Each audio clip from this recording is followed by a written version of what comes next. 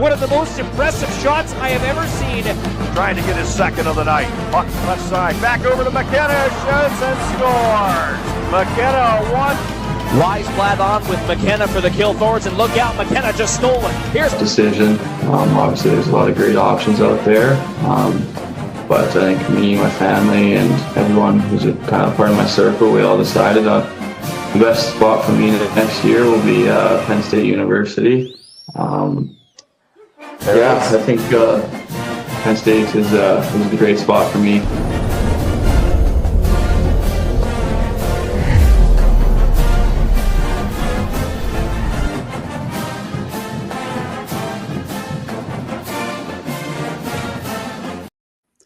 All right, everybody, and I hope there's a lot of Nittany Lion fans that are enjoying the fight song that was on right there. And there is still breaking news as it's starting to dry up here in the summer for the NHL. Doesn't matter. We're going to be covering it all summer long with Big Apple Hockey. I, of course, am your host, Mark Williams. Happy to be back once again, working on my list video that I'm going to be putting out within the next week. Joined by the host of the Final Buzzer, the man that put out the video on the top overall draft picks in NHL history, Mr. John Filkowski. Coming to you from North Carolina. So, big news yesterday with a certain college player now, if you want to call him that now. But, still a bit to talk about. We might dry up a little bit, but we're here for you all. And always the man that's here for us from the hockey news, Mr. Anthony LaRocco. Yeah, we're heading towards that time period where news dries up. But if you believe some of the recent tweets, like Chris Johnson, they think that this summer it could be a little more activity than normal, just because the free agent class was kind of weak, and some teams still have a lot of cap space and aren't done shopping yet. So names like Rasmus Anderson is out there, Jason Robertson, and some other people still. So we'll see what transpires. And then lastly, obviously, this broke after our last show on Wednesday, but welcome to the island, Maxim Shabanov, as the Islanders have added him to the fold. So exciting to see him. But hopefully news keeps coming here. That would be something definitely good to talk about. Yeah, I know. We kind of need some more like news to be breaking right now. Like if there could be, I remember, I think before one of our last shows last year, we had the Sam Rosen announcement that broke right before that. I think there was maybe the Matthews extension that was in there too. There was also, there's always little things like the Holloway and Hoberg deals. So you don't know what is going to be happening. So make sure you guys keep it to us. Hit that subscribe button and make sure you like our videos. And we're not just the Rangers, the Islanders. We cover the entire NHL with these two talented guys with my dumb ass. Anyway, so let's get to the A block, guys. We're going to talk about what the big news around the NHL is, and it is big news. I thought this was a tectonic plate that shifted, and don't forget, Big Apple Hockey Trucker hats are available. I'm not wearing mine right now because I'm wearing my Miracle 1980 hat, and the A block is brought to you by SeatGeek. Use the promo code Big Apple Hockey, $20 off your first order. But top overall prospect, Gavin McKenna, commits to Penn State University. Guys, Phil, I'll start with you on this. What does this mean for not only Penn State, which is really starting to make some noise, or also you could say the NCAA hockey on a whole? So it's interesting because there was a lot of backlash to this and saying how this could hurt CHL teams, junior teams, and so on. They paid basically a $700,000 stipend to Gavin McKenna to go to Penn State, which that's going to attract a lot of players, especially with that type of money up front. And could that hurt the CHL? Sure, it can. There's a point to be made for it, but it also works two ways, because now this gives players the flexibility to go ahead and go from back and forth. It gives them the freedom to choose their developmental route. And it's something that we haven't had that before. It's either been, the NIL could be a real problem, sure. But I think there will be adjustments made to that in the future to prevent teams from basically buying players. I think there'll probably be a cap put in place, and that would only make sense because, you do want to be able to attract some of these other players, and the CHL doesn't do that. CHL doesn't have the availability. They give you just basically weekly stipend basically to live. So there's a different process to it. But, I mean, this is a massive, massive get for Penn State. It's funny because you watch Penn State get a legendary prospect at running back and Saquon Barkley, 7 years back, 8 years back.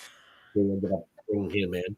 And now they get what's possibly going to be a generational prospect in Gavin McKenna. And he comes in. I mean, Penn State doesn't really have a whole lot there. Like, really, Matthew Wood, I think, is the only other notable prospect that I think I could remember recently in Penn State memory. Well, they also got Jackson Smith that's going there this year. Jackson Smith's going there. I mean, yes, I'm saying before these guys, like the only one really I could think of was Matthew Wood. Like, Penn State's not a known hockey powerhouse. This isn't BC. This isn't BU. This isn't North Dakota, Denver, Minnesota, so on. I'll tell you right now, this is massive for NCAA. And the NCAA has been closing the gap over the last, I would say, 10, 15 years. I mean, if you want to go back and say 20, 25 years, after that World Junior win in 2004, that's really when things started taking off for, junior hockey in America, NCAA hockey, and so on.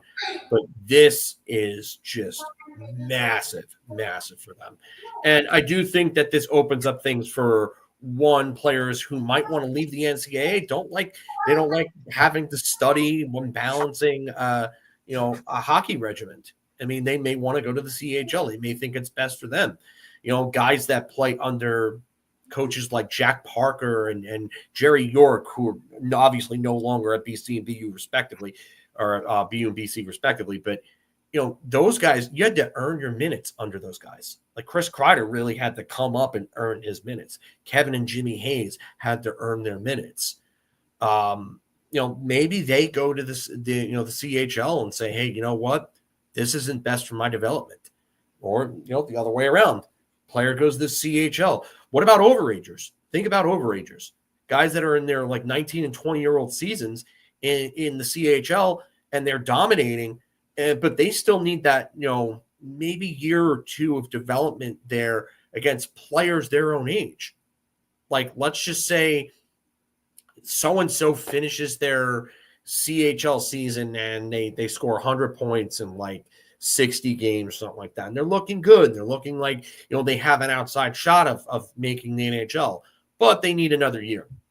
Now they can go to the NCAA, play against players of ages 18 through 20, 3, 4. Sometimes you see guys there. Matt Gilroy, I think, won a Hobie Baker as a 24, 25-year-old. So, I mean, it opens up options. And the most important thing when you're thinking about this, when you're arguing this with people online, on whatever sect of social media you're on, is that the one thing that you have to keep in mind more than anything is that this is about player development. These kids have to worry about their careers. They're not worried about pissing one of us off or the fans or anything like that. They're worried about getting to the NHL and getting their contracts and being set for life and having a career. That's what they're worried about. They're not worried about little old me or you or the next person on Twitter or Facebook or whatever. So for them to have this flexibility and freedom, it's a real game changer. And for Gavin McKenna to go to Penn State, this could go a long, long way for NCAA hockey. And speaking about Hobie Baker Trophy winners, one of them was on the move. For those of you who don't know, the Hobie Baker Trophy winner is college hockey's Heisman Trophy. Anthony, this is just I was speechless when you sent this out the other day. So how big of a news is this for all the parties involved? I don't know how much more I can really add, but Bill did take up a lot of the time on that. I'm just surprised that he picked Penn State. I don't pick Penn State. Went pretty far in the Frozen Four last year. They certainly they were in the Frozen Four though. And they surprised people. But I'm surprised that he picked them over a program like Michigan or BU, BC, Michigan State, Minnesota. You can go on and on. Denver. So for him to pick Penn State, yeah, it was a little surprising. But it's massive for them. I mean, this could lead them to recruit more people. I know there's some speculation about, Porter Martone and, where he might go play. Could he go over to the NCAA? And, if you're a CHL player and you're thinking about going to the NCAA, I mean, why wouldn't you want to go play with Gavin McKenna right now? That would just be like a perfect fit if you want to try to get more eyes on you, increase production, especially if you weren't drafted yet, heading into a draft year. I mean, the opportunity to play a guy like him, I mean, that certainly could enhance your draft status. So, yeah, it's a massive, massive get for Penn State and overall for NCAA to have a generational type of talent playing in the NCAA certainly is, a huge, huge get for them. No knock on, guys like Celebrini, Jack Eichel, people who play in the NCAA. Those are good hockey players. But, I mean, if Gavin McKenna reaches what his ceiling is, which is generational, I mean, to have a guy like that playing in your league is incredible. So, great all around for Penn State and the NCAA. And, it's fitting he's going to Pennsylvania because I see some people already talking about it. I just have an icky feeling that Gary's going to get him to Pittsburgh. Penguins are going to be brutal this year. They're looking to trade. They're looking to trade Rust, Raquel. Their names are out there. Maybe Carlson. Oof. It's going to be a tough pill to swallow, but I think Gavin McKenna may end up staying in the state of Pennsylvania. Hold on a minute, Anthony. I have some fan reactions to that one. No, God! There you go. We don't need to go through all of them. Yeah, and look, Penn State is a burgeoning program. I think that's the right word I want to use. And they made the Frozen Four last year. We're hoping that we can have our good friend of the show, Jim Dowd, on talk about that because after all, Jim Dowd Jr. was on the team last year when they went to the Frozen Four. But now you get Jackson Smith. All right, so you got a first-round draft pick that's committing over there. Then you get Gavin McKenna, who, like you said before, is supposed to be this generational talent. And first things first, I want to applaud him for blazing your own trail. It's very easy if you wanted to go to Denver, if you wanted to go to Michigan, if you wanted to go to one of the Boston colleges, any of them. You chose Penn State. I mean,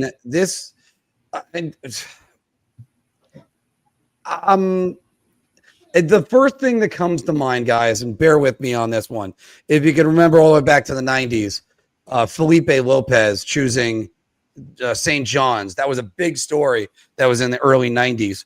And eventually he decided he was going to go and come to Queens and go here. My wife's alma mater, by the way. And it's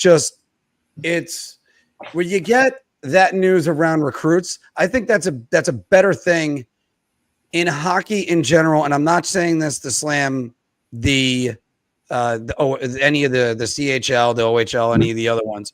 It's just when you're talking about sorry to say it like this, Anthony, next year hearing Pittsburgh Penguins select from Penn State University, Gavin McKenna, I think that rings a little bit better than, say, if the New York Islanders select from the Erie Otters, because everybody knows Penn State.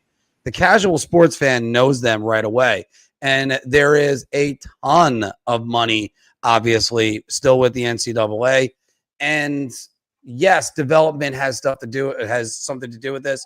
But if this translates well and they're still It's still like, I don't know what the TV contract situations are. I know the Big Ten network is huge, but now you're going to have a lot of people, a lot of hockey fans, especially in the Midwest. They're all going to be going, I need to get the Big Ten network so I can watch this kid, Gavin McKenna.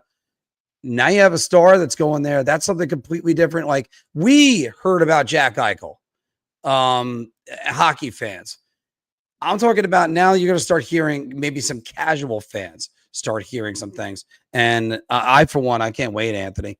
It's going to be a new era for college hockey, maybe.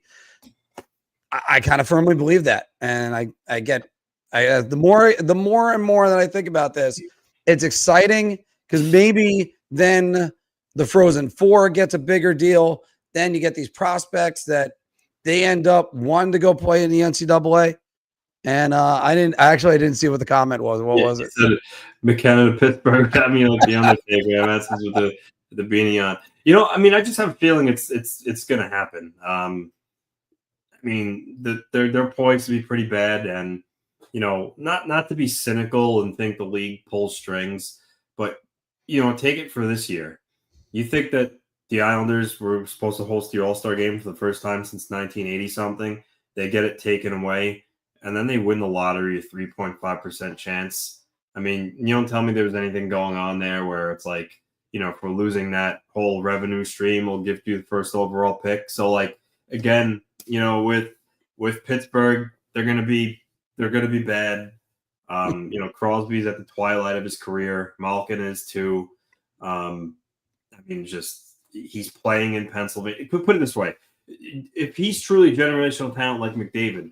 Are they going to want him? Are they going to want him in, you know, San Jose, Buffalo, or the Penguins? I mean, I think they'd pick the Penguins every single day of the week. So it's, yeah.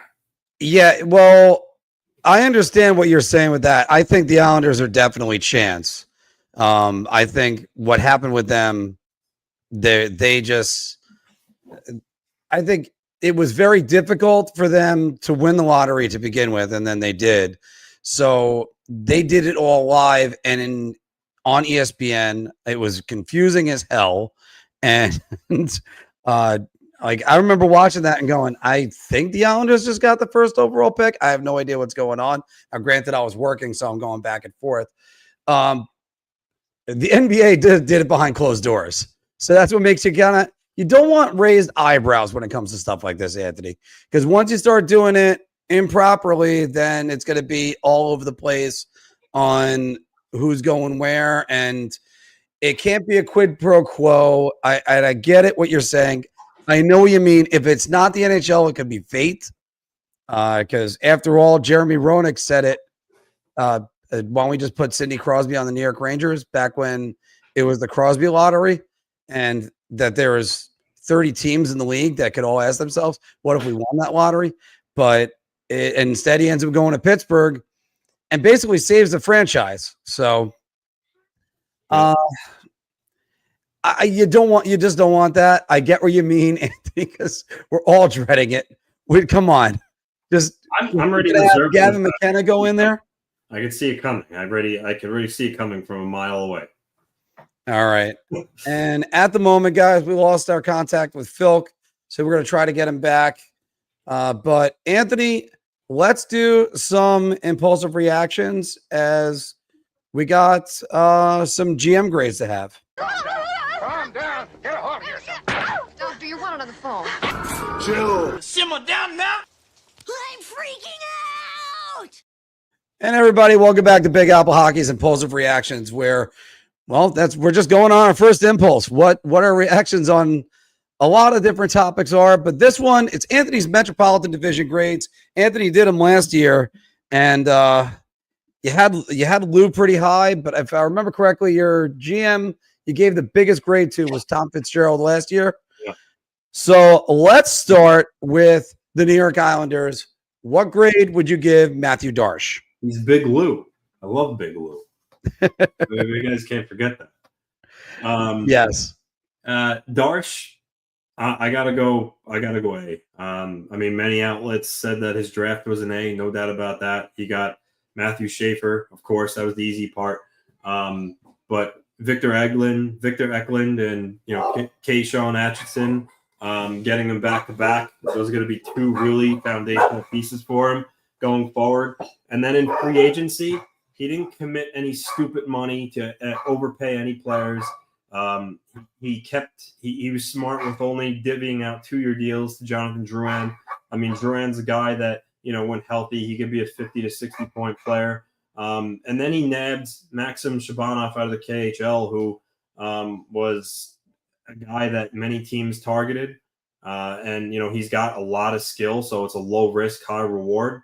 And you added him for $975,000. He, like I said, he didn't mortgage the future. He didn't hand out any stupid contracts. He killed it at the draft. And Drouin's a solid stopgap who could still be pretty good for them. And then, again, Shabanov is the wild card, but he's highly skilled. He beat out teams like the Rangers and the Flyers, Metropolitan, foes who were also gunning for him. So you have to include that too. But, overall, I thought Darsh had an excellent offseason so far. I almost want to say A+. I almost think you're underselling him. I guess maybe like Chris T is saying right here, you can't judge the prospects until you play, but you can judge the availability, I guess, addressing needs.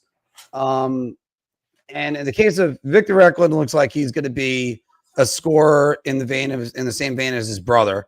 Kayshawn Atchison looks like he is tailor-made to be a New York Islander. Like that guy, he's just throw the jersey on him right now, the way he's leveling people. And now imagine him and Alexander Romanov in that same defense for years to come. And then, of course, you got Matthew Schaefer, who's big. But look, they didn't overspend in free agency. They didn't bite on the trade. There's rumors abound about different trades that could have happened for them to go up to go get James Higgins. Yeah, and that would be my next point. I think he showed for as much as ownership wanted Higgins, the fan base wanted Higgins, he wanted Higgins.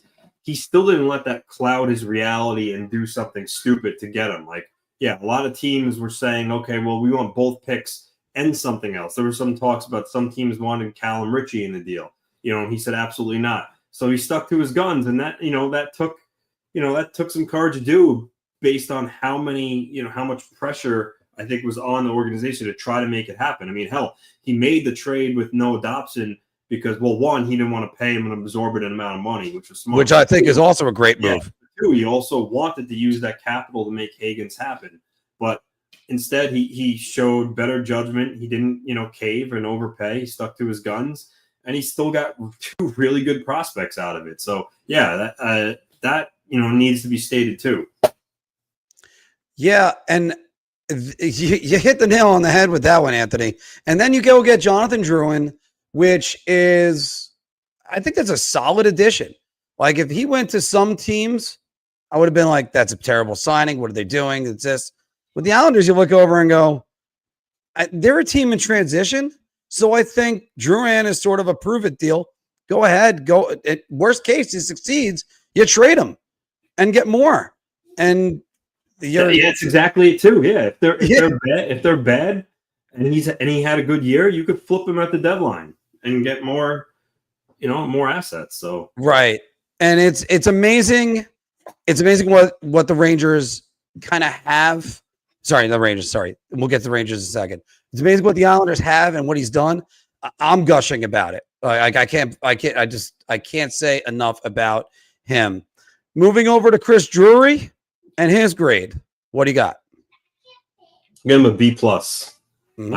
I think the reason why it's not an A for me is because he didn't. Yes, and there's no doubt Gavrikov is a big improvement, and similar to Dobson, he didn't cave and pay Keandre Miller money, but he didn't make any other move at the amongst the forwards or anything to try to make them a little better.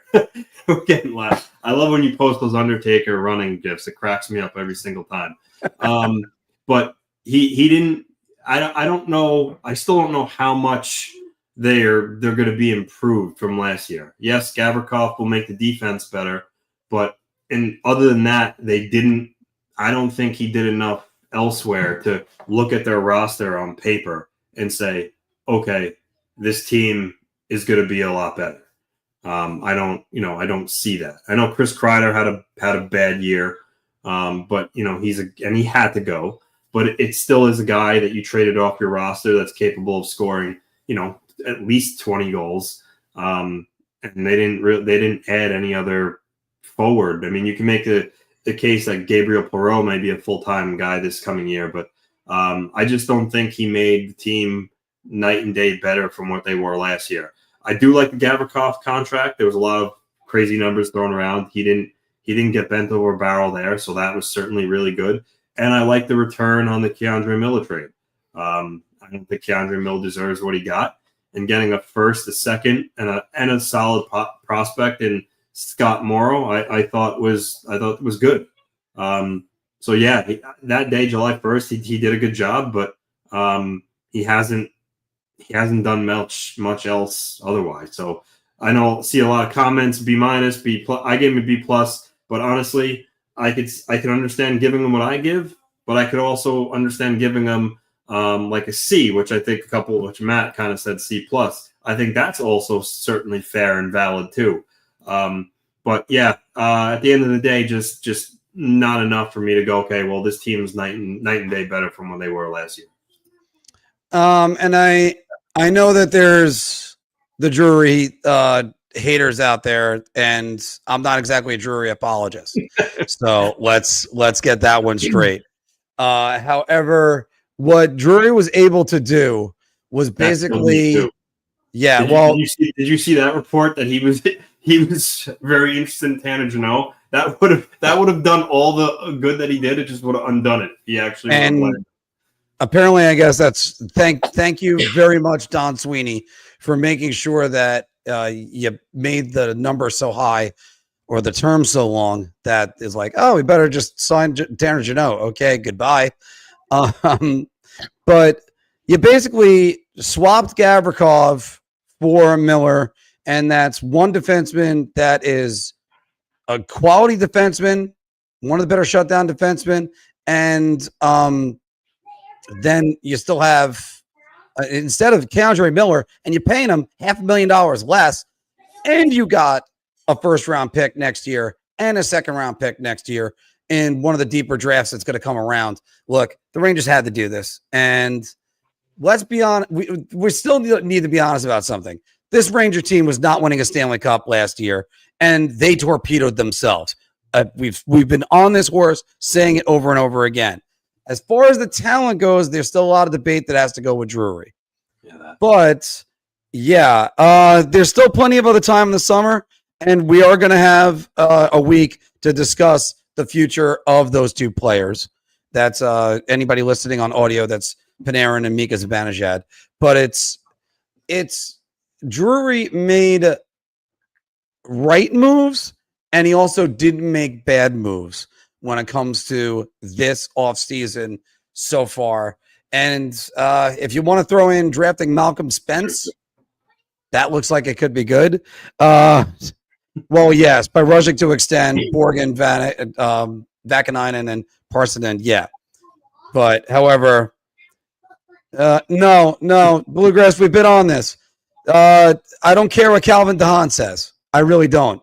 But also, the other part of it is, and I'm just gonna say this once again. They complained about a fourth liner getting claimed on waivers and moved on from last summer, and then they made a big stink about it days before training camp was starting. No, this is them. This is the players. Got to blame the players at some point. So. But I love what Drury did. As far as this goes, let's move on and let's go to Daniel Briere of the Flyers. What grade do you want to give him? So Zegras, I think that was kind of a shrewd move. We've talked about, he may not be a player you win with. Sometimes I think he's too much flash, but he is certainly very skilled, and he does have a 60-point season under his belt. And I think it was obvious he needed a change of scenery out of Anaheim, and he got it. So he was their main piece. Other than that, I mean, he had no Juleson. That's just a depth defenseman. Christian Dvorak, I mean, I think he's a solid third-line center that can also play on a second line. And then they added Dan Vladar as the backup goalie, I would imagine. So I'm gonna give Briere a C. I just think, Zegras is good, but I mean, how much is he really going to move the needle there? I'm not really sure. Their draft, Nesbitt's good. I do love Porter Mortone. I think that's a great pick. I think he's going to be a phenomenal player. But for a team that was supposedly kind of looking at some, bigger fish, but then again, there really weren't many available. So honestly, I don't know. I don't think I can go any harder on him than a C. I do think Zegras will improve the team. Again, though, I just think he's a flawed player. I don't know how well he's going to fit in Philly's playing style, but there's no doubt that they have good young pieces. I mean, they started their retool rebuild. Brink had a good year. Tyson Farr started a good year. Obviously, there's Mishkov, Travis Sanheim emerged. So I think the future there is bright. I know they were very disappointed. They missed out on, Maxim Shabanov, because for a while there, it looked like that he was going to sign there, to the point where I was actually told at one point that he was going to the Flyers. And then that information was either wrong or it changed, but they were certainly hoping to land him too. But I think overall, though, I think it's a C. I think they're still going to be towards the bottom of the division, but again, the future is bright there. I think you hit the nail on the head with them. Speaking about a GM that stayed disciplined and really didn't make any bad moves, they got a lot of things that are coming in their pipeline. Jetlachenko, I'm not really certain on their goaltending situation. I want to say they overpaid a little bit for Dan Vladar. I would not exactly hitch my wagon to him, but maybe if they could find something in net. They recommitted to Cam York. We're going to talk about him more in Bar Talk. And also, you got to give him credit for bringing in Rick Tocchet, even though for me, I think Rick Tocchet is basically just John Tortorella light. And I'm not saying that necessarily is a bad thing. So it's, I would say if I was going to grade, I'd probably give it a C too. It's, he's looking to the future, and that's what it's going to be. So, Anthony, I'm laughing as I'm looking at the next guy. Grade the GM that's going to be making the number 1 overall pick next year. What is your grade on the Penguins, Kyle Dubas? I mean, I almost want to go, but I think because there's still could be some potential moves with them shipping out guys like Rust and Raquel, and could return some nice pieces for that reason. As MJ just said down there, I'm gonna go with a D for Kyle Dubas. It's so clear that this team needs to rebuild, and I admire that Crosby is adamant that he wants to stay there, and I think he will. But even though you're going to keep Crosby, you could still start the rebuild. Why haven't you moved any of these pieces yet? And then Connor Clifton, Anthony Mantha, Parker Wotherspoon, Justin Brazeau, Caleb Jones. I mean, they just added just a bunch of just kind of meh. So I think they're going to be really bad. And if they trade Raquel and Russ too, that's just going to cement that. But yeah, pick a direction here. I mean, some of those pieces I mentioned and you added, like Anthony Mantha. Why? I mean, not that he's this, you can't move him if you need to, but adding a guy like him that could play in a top 6, which I guess makes sense if you're planning on moving guys out. So maybe that's why they brought him in. But why are you even kind of bothering? So I don't know. I just think, pick a lane and go with it. It just seems like he's kind of just stuck in the middle right now. So if he's going to sell, then do it. But for right now, I gotta give him a D. Yeah, I'm with you on that one. And I was a little bit curious about their draft selections as well, trading one of the picks to the Philadelphia Flyers, and one of the back-to-back picks that they had. So they could have been resetting their roster for a long time. Anthony, look at their net. Tristan Jarry is their only goalie on the roster right now. Oh my God! They have the guy they called up last year, Joel Blomqvist. Oh, okay. Well, hold on.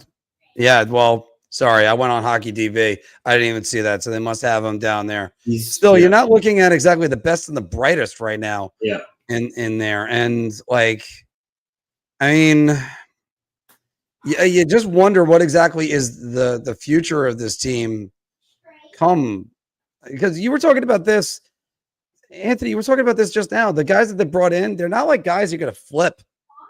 There's zero assets when it comes to this team. The one good thing you could say is at least they're not spending more assets. Just going to take a quick look right here on cap wages. Look, I will give this for Kyle Dubas. He's accruing a lot of assets. He's got a first rounder this year. The second round, they got 3 picks. They got St. Louis and the Winnipeg Jets, and then they got the Rangers' second round pick in 2027. So they got their draft picks, 6 in the first 3 rounds next year, and another 6 in the first 3 rounds of 2027. They're missing a 4th, a 5th, and a 6th next year, but at least they're not dealing away draft picks, and who knows what you might get if you're ever able to move that Erik Karlsson contract. This grade could go up. Like if they actually do go forward with moving guys like Russ Burkell and Erik Karlsson, whose name's been out there now that his bonus has been paid. If he move those 3 guys and and he gets some nice pieces in return, then that grade could go up. But for right now, it's a D. And I would have to agree 100% with you on that one. Let's go to Columbus and Don Waddell. So they were heavily in on Noah Dobson, and they missed out, which they were disappointed in. And they pivoted and re-signed Ivan Provorov, where for a while it looked like he was going to be heading out the door, but they pivoted and kept him. So, I'm going to give him a C too. I mean, he traded for Charlie Coyle and Miles Wood. I mean, Miles Wood, Colorado was basically wanting to dump his salary, but he's a fine bottom 6 player. Mm-hmm. And I think Charlie Coyle at this point is a good 3C. And other than that, I mean, they haven't added anything. I know that they were close to a playoff spot. I think they rallied around that, obviously, the tragedy with Gaudreau, which I think we're coming up on the year anniversary of that, right? Later this month or next month. I thought it was September. It was early September, but go ahead. But anyway, they rallied around that. But again, I don't think Coyle and Miles Wood are going to make them any better. Monahan found his game. Is he gonna be able to replicate that still? Marchenko took a huge step forward last year. I think he's a good player. Is he going to be able to replicate his production last year? So there's a lot of question marks. I really don't like them in goal still. There was talk they were going to try to dump Merzlikins. They couldn't. I know they traded Tarasov to Florida, so he was one of their backups. So I don't really like their goaltending. And I don't think they added enough to really help them.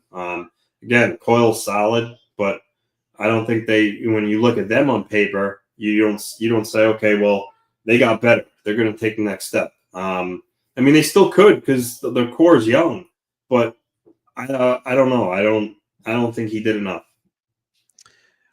Yeah, this might be a lower grade for me. But then again, it's because I got my doubts on it too. Because again, I'll point out the net. Okay, that's a little bit troubling. Adding Charlie Coyle, that's good, but they needed more. They were, yeah, you're right about Dobson that they was shocking that they were in on Dobson, especially after the season Zach Werenski put up, which then you have to hope Zach Werenski puts up that same season again.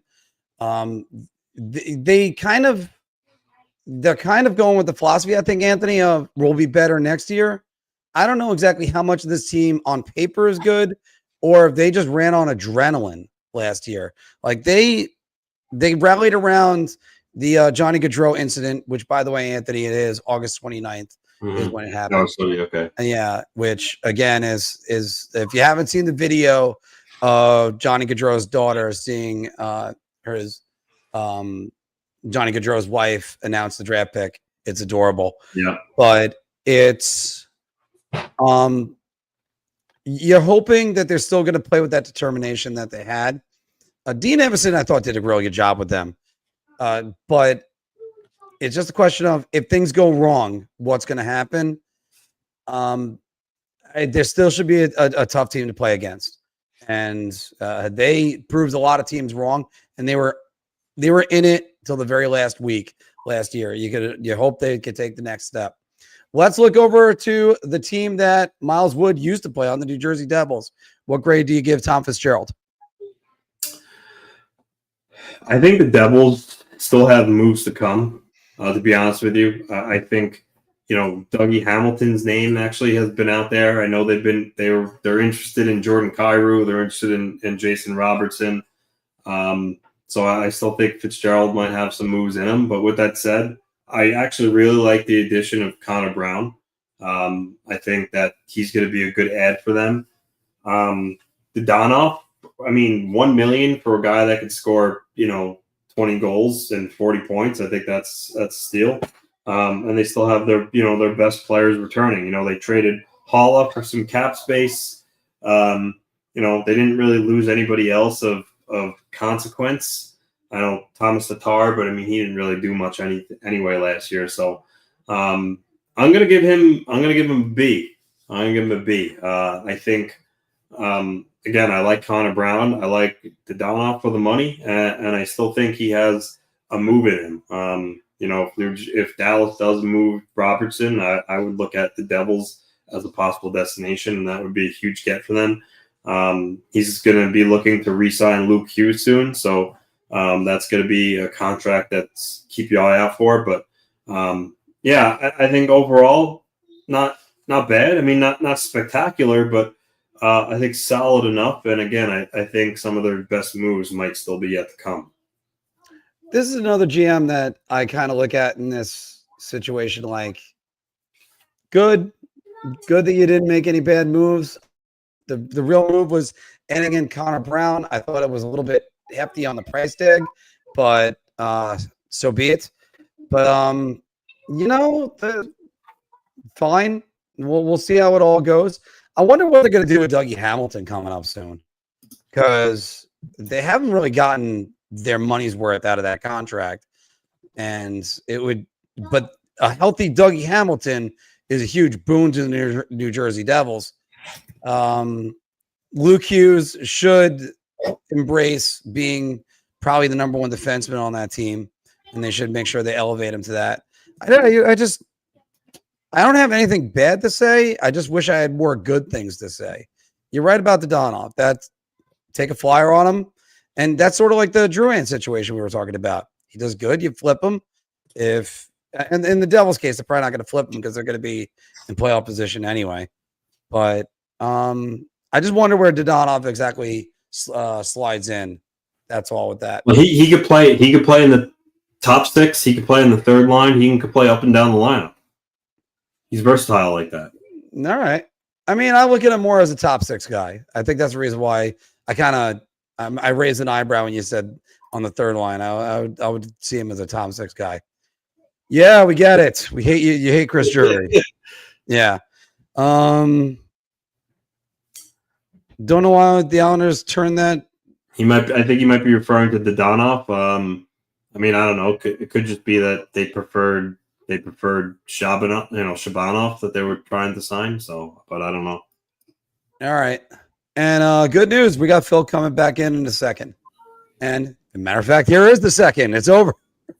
Back again, Phil K. Sorry about that. All right, Anthony, let's go down to Carolina to the man that made the biggest splash of the offseason, Eric Tulsky. So yeah, aside from Mitch Marner, they landed the biggest fish in Nikolai Ehlers, and while he's similar to what they have, he's a 60-point guy they added to their lineup, so that's a positive. They didn't really lose anybody of consequence. I mean, Orlov, I think his time there was ending. Same thing with Brent Burns. So adding Ehlers and Keandre Miller, I don't like the Keandre Miller contract at all, but he still is a guy that could play in their top four. And, as some of the analysts had said, that he fits their style with playing man on man. He defends with his feet. I think he fits in that system. But I'm going to give him I know some outlets have been giving him an A, but I'm not that high on Miller, so I can't give him an A, but I'll give him a B plus. And part of that again is I'm not sold on Keandre Miller, especially at that AAV, for sure. If it was a better contract, I think I would give an A, no hesitation. But the contract isn't great, so that's why I just gotta go with a B plus there. But there's no doubt that they improved their team. Phil, what do you think? Eric Tulsky at a B? B plus, sorry. I mean, I would go B minus or B. Like Anthony said, you got the second biggest fish in the market that was really kind of available. I think he's a good addition there. I don't think he's a true needle mover. They're another team that needs a real needle mover, and I don't think that he's a true needle mover in that regard. I think the 8.5 AAV is a little high for what he really is. He's been a 60-point player. Yeah, he scored like a 70-point pace this year. I don't know if he's a fit there. They don't play off the rush. He plays off the rush. Like that. I see the same thing happening with Mikko Rantanen that happened, happening in Carolina there. I don't think he's a fit. I really don't. If he scores 55 to 60 points, I mean, good for them because they need the help. But what else did they do to really improve that roster? Like, what else gets them closer to Florida? Like, I just don't see it. I don't. Are they better than they were? I mean, maybe. I mean, you got rid of Orlov and Burns and did what? To me, I don't see where the major improvement. I see an improvement, but I don't see a major improvement. And I don't think this team is good enough regardless. I mean, now they don't have a 2026 first because of the Keandre Miller trade. Yeah. And Keandre Miller, I mean, if you're replacing him with Orlov and you're giving them the same money, like, are you really upgrading there? Because both of these guys have defensive woes. Miller is about as inconsistent as is. And even this is really it for me. I don't think they win any more games against Florida. I don't. So I think I would have to give him a B minus just because of the fact that, yeah, the Ehlers move is nice, but the Keandre Miller trade was not a good trade. And then to give him that contract, to have them replace Orlov with that, I mean, they're really banking on him kind of figuring it out there. And I don't know if he ever will because everything with him is up here, all up there. So I'm going to go B minus. What were the other grades? I'm sorry, I didn't. We got B for the Devils, C for the Blue Jackets, D for the Penguins, C for the Flyers, B plus for the Rangers, and A for the Islanders. Just extending your thought on that. Carolina needs better decision making. We've been on this for a while. The one thing Keandre Miller doesn't excel at is decision making. So it's, I don't see it. And to borrow a quote from Cal Clutterbuck, because the big things that went around Carolina radio and some of the analysts is them going, well, he's a physical defenseman. Look how many hits he throws. Cal Clutterbuck said, I don't need anybody to tell me what the stats say on how many hits I threw. Keandre Miller is one of those guys. You need to be like, you threw 3 hits tonight. No. Relax over there, buddy. Relax. Yeah. So, yeah, no. Really just relax. And all right. And again, the draft next year, everybody's holding on to the first round draft picks next year like they're gold or even platinum. And he's giving these away for a guy who, let's be honest, is with the Rangers, he's left a lot on the table and left a lot to be desired. And this just goes from the naked eye. Everybody wanted to say after the 2022 playoffs how much of a beast he's going to be. Do you look at Keandre Miller and think he's a beast? Now, going over to Nittany Ehlers, he's good. We're going to talk about more about him in the bar talk. He's good. I don't look at that guy that's going to be exploding and on Carolina. I think he's going to be fine for them. He's just going to be another guy. He's not that guy that's going to be the difference maker to get you, 2 wins in the conference finals. So, I mean, not against a team like Florida, no, because he's a smaller guy, plays with speed. I mean, if it was a different team that Carolina was playing, you could make the case that maybe Ehlers is enough to get them by. But if it's the Panthers, no. I don't think even Ehlers is enough to get them by against a team like Tampa, to be honest with you. I don't. I just think that his playoff numbers are terrible. They're not good at all. It's a guy that has a reputation of being. I think he froze, didn't he? Yeah, Phil said before he's got an unreliable connection right now. So we'll about that. All right, Anthony, you got one more. Oh, wait, we got Phil back. There you go. All right, yeah. For all the shit we give Mitch Marner, Nittany Ehlers is somebody who's an even bigger ghost come playoff time. And I can't say that we would grade these guys solely on playoff performance because that's just not smart. But to me, he's not a true needle mover. He's just not. And Tulsky an A+ for replacing Orlov with Miller. I mean, sure, he got younger, but did he get any better in that regard? I mean, that's left to be desired too. We're gonna have that question answered. But then again, Chris Drury gave up a Keandre Miller. What an idiot! I can't believe he did that. Anyway, let's get back to Anthony. The last one. The Washington Capitals that won the division. Oof. What do you got for them? I know they were one of the teams other than the Canes that were in on Ehlers and they lost out. But I'm gonna divvy out my only F here. Really? They haven't. We have the tracker. They haven't added a single. I just have them. The only addition they made was Sheldon Rempal. I mean and they lost Ehlers, Mangiapane, and Taylor Radish. So they're a team that Phil had talked about. They're like the PDO poster child last year. They had a lot of guys that had career years. So naturally, you could see some regression. And then on top of that, they didn't add any like viable NHL talent to their roster. So I don't. I mean, again, off-season, you still hear some names out there that still could go, and there still could be some movement. But as of right now, I don't think. I know they didn't do enough to try to replicate last year and really build on it. I know they took the big swing at Ehlers and missed, but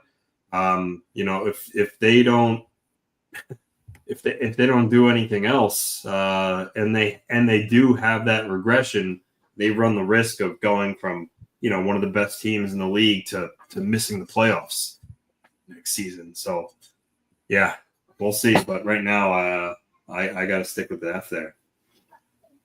It's amazing even saying that, but Phil, your thoughts on that? I mean, I would give Washington and Pittsburgh Fs. What did they do to improve their teams?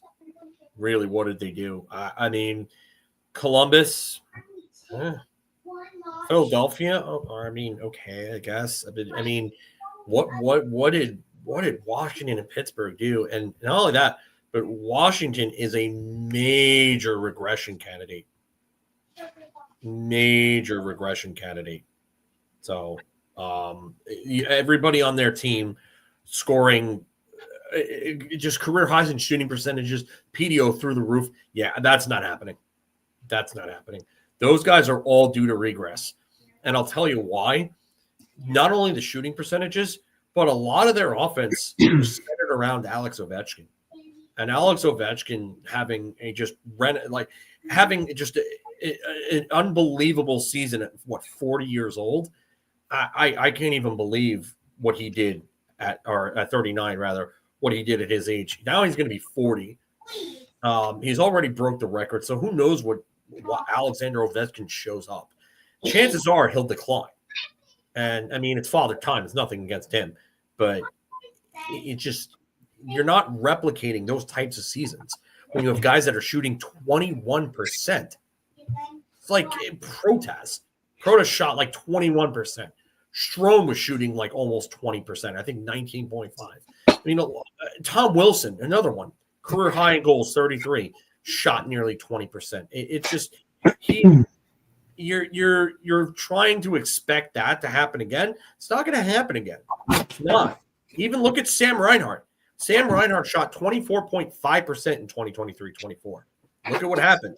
Major regression. Still scored, 39 goals, I think it was. But, I mean, Mike Michael's 24 years old and still not in his physical prime. Why is it?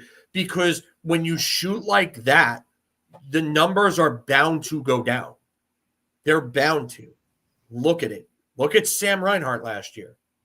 Look at Sam Reinhart. Go take a look at that. 24.5 in 2023-24. And look at what happened this past year. Look at what happened. 18.3.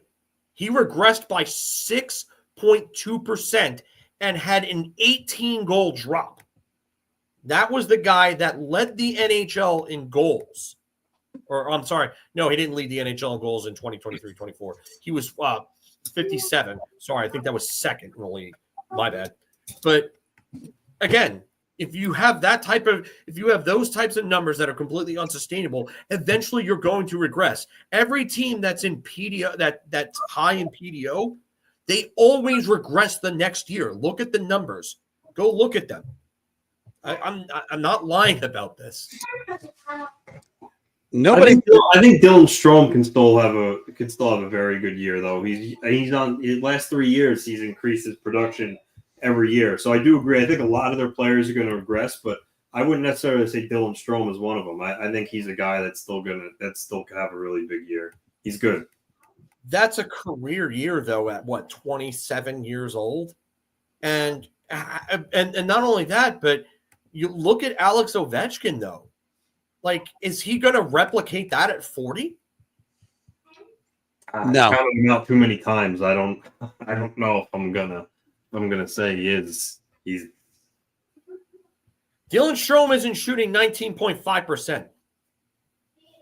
My point is, I still think Dylan Strome's at least like a 70-point player, though. I don't like Dylan Strome's not bad. Like he's, but a lot of that depends on Alex Ovechkin. Yeah. And Connor how much McMichael's will the shooting race 7% change again? now that the Gretzky race chase is over? The grade A chase. I'm sorry. Now that I finally remember the actual term. I mean, how much would that actually change things? I mean, after all, Alex Ovechkin won the Messier Award for leadership, and I have to laugh about this because as I was looking up these stats, guys, the previous winner was Jacob Trouba for leadership. Wow. So that tells you everything. But yeah, Kreider had a career year that followed it up with the second and third best years. Yeah. Well, sometimes you get guys that they grow from that, and sometimes you get guys that it's an outlier. And they lost Andrew Mangiapane. He had 14 goals for them last year. But this is where I think Phil's got a good point. There's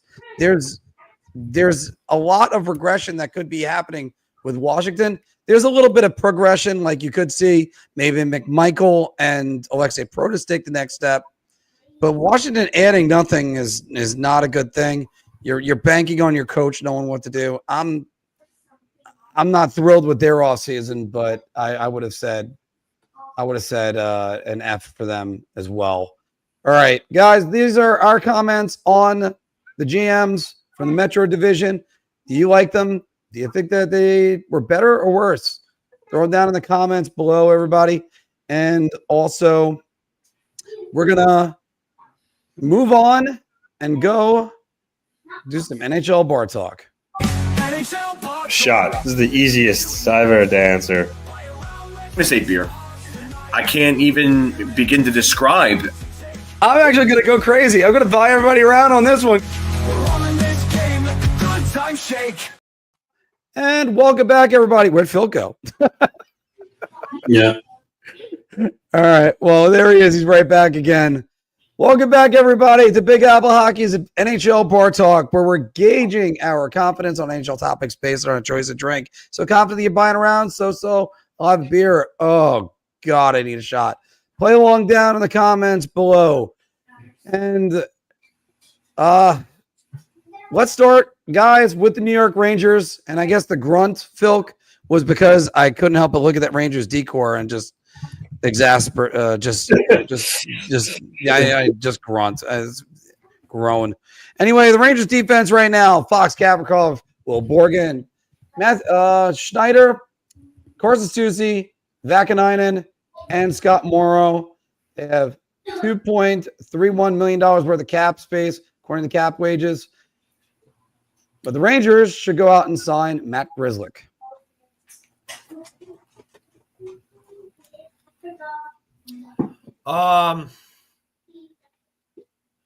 He's probably one of a few good options left, so I'm going to buy around on this. I have concerns about his size and his injury history, so that's something that I would be very careful when considering a guy like Grzelcyk, but he can move the puck well. He's a good transitional player. He had 39 assists last year, which was a career high. I don't think he's replicating that, especially playing on your third pair. But he can definitely help the team out. Okay, so I would. It depends on how much. All right, Anthony, what do you think? Should they bring in Matt Grzelcyk? I'll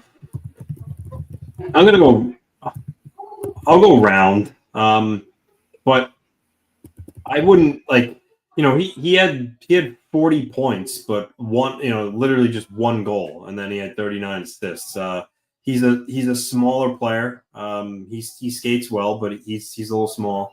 So I think while he would help, I also wouldn't necessarily guarantee he's going to have that point total again. But yeah, I mean, he's certainly an upgrade on Soucy, especially in kind of like the skating ability. But I just don't know if last year was just kind of a one-off in terms of his production, or he could replicate it again. But I do think it can't hurt, especially if it's only especially at this point in the offseason, if you can get him for 1 year, $1 million, I mean, it's a no-brainer. And then I'm like doubling up on that round. But it also depends on how much you're giving him and the role he's going to be put in. But I do agree he would be an improvement over a lot of other guys in their bottom pair. So I'll go round. Yeah, you know what? I think this is an easy round on this one for also the reason of he played under Mike Sullivan last year. Bring him in. I'd certainly look at him as an upgrade over Vakanainen, who I'm not as low on as everyone else, but at least Grizzly would be a good guy that they could throw on there. And an experienced defenseman. I do worry about his injury history. You look at his career, he played 82 games last year. Other than that, the highest he's ever played is 75. So really and again, 40 points, far better as far as point production goes than any of his seasons with the Boston Bruins, including 22-23, when he had 26 points. And even though he was a plus 46, that's just being on a good team. So hopefully that's something that he could bring to the Rangers, steady out the bottom six, or who knows, maybe even move up a little bit more. All right, Anthony, the Islanders won the Maxim Shabanov sweepstakes as he signed a 1-year ELC to come to the Islanders. Shabanov will score 50 or more points with the Islanders this season. I think the only way to go with this is Beer, because he's still unknown. But just to be clear, because he draws a lot of comparisons to Siplikov, but that's just because they were both the top free agents in Russia. But they play two totally different style games. Siplikov is a power forward, not as fast, but he's bigger and stronger. I remember when the Islanders signed Siplikov, me and Phil kind of both said, if he gives you 15 goals, 30, 40 something points, you take that and run. And he didn't have 15 goals, but he had 35 points. He looked solid in the bottom six. Shabanov is totally different. He's a lot smaller. His game predicates on his shiftiness, his speed, and skill. So he's going to be put into the top six to start for sure, and see how he can handle it. He certainly has the skill. How much his game translates to the NHL, I don't know. So I think the only way I can answer this is Beer, but he's gotten some high praise in comparison to Artemi Panarin in terms of his skill and how he plays. So we'll see, but I think this is a Beer. Phil, what do you think? I mean, he kind of negotiated his way into going to a team where he was going to get the most opportunity to display his talents, get top 6 minutes, be on the power play, so on. I think that it's possible, but I'm not entirely sure because, again, this is a guy that's very, very small. Like, he's not big at all. Like, this is got to be one of the smallest players in the NHL when he comes through. He's skilled, but I don't know how it'll translate. Could he end up being another Nikita Gusev? Where he just scored 40 points and it's just enough is enough, or I don't know what he does. Like, I really don't. I'm going to say Beer because the game is different this way. Like, guys come over and they have trouble adapting to this style of play. Like, not everybody is Kaprizov or, I mean, really even touched, like, when I think of his numbers, they haven't really touched someone like Morozov or Kaprizov. Like, he wasn't putting up those jaw-dropping, eye-popping numbers like that in the KHL. So I don't know how it's going to be here. And even Gusev came over and he still flopped. So, I mean, I don't know. It depends on how good is this guy skating. Like, really, that's the biggest thing. Like, he looks decent on KHL ice, but you have more time to and room to make decisions over on that ice. So, I don't know. I mean, it could go either way just because I think he's going to get the time to do it. But I do have some concerns about his size and his skating. I mean, is his skating going to be good enough to the point where he can avoid the physical play? Because if he can't avoid the physical play, this guy's going to get hurt. Look at Jack Hughes. Yeah. Jack Hughes is small. And Jack Hughes is one of the best skaters in the league. He's one of the most talented players in the league. But the guy can't stay healthy because the minute he gets hit, he gets hurt.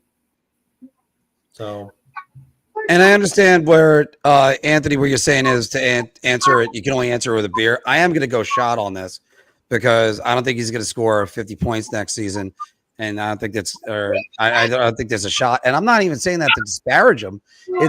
It's like learning a brand new language to come and play the NHL game as opposed to the KHL game. And you look at a guy like Sipakov, who I think he's going to take a step forward this year. He had 35 points last year. Yeah. Sipakov did. Yeah, 35 points. I think we said, could he be a 20-goal scorer? And you looked at that shot opening night, you're going, my God, sky's the limit with this guy.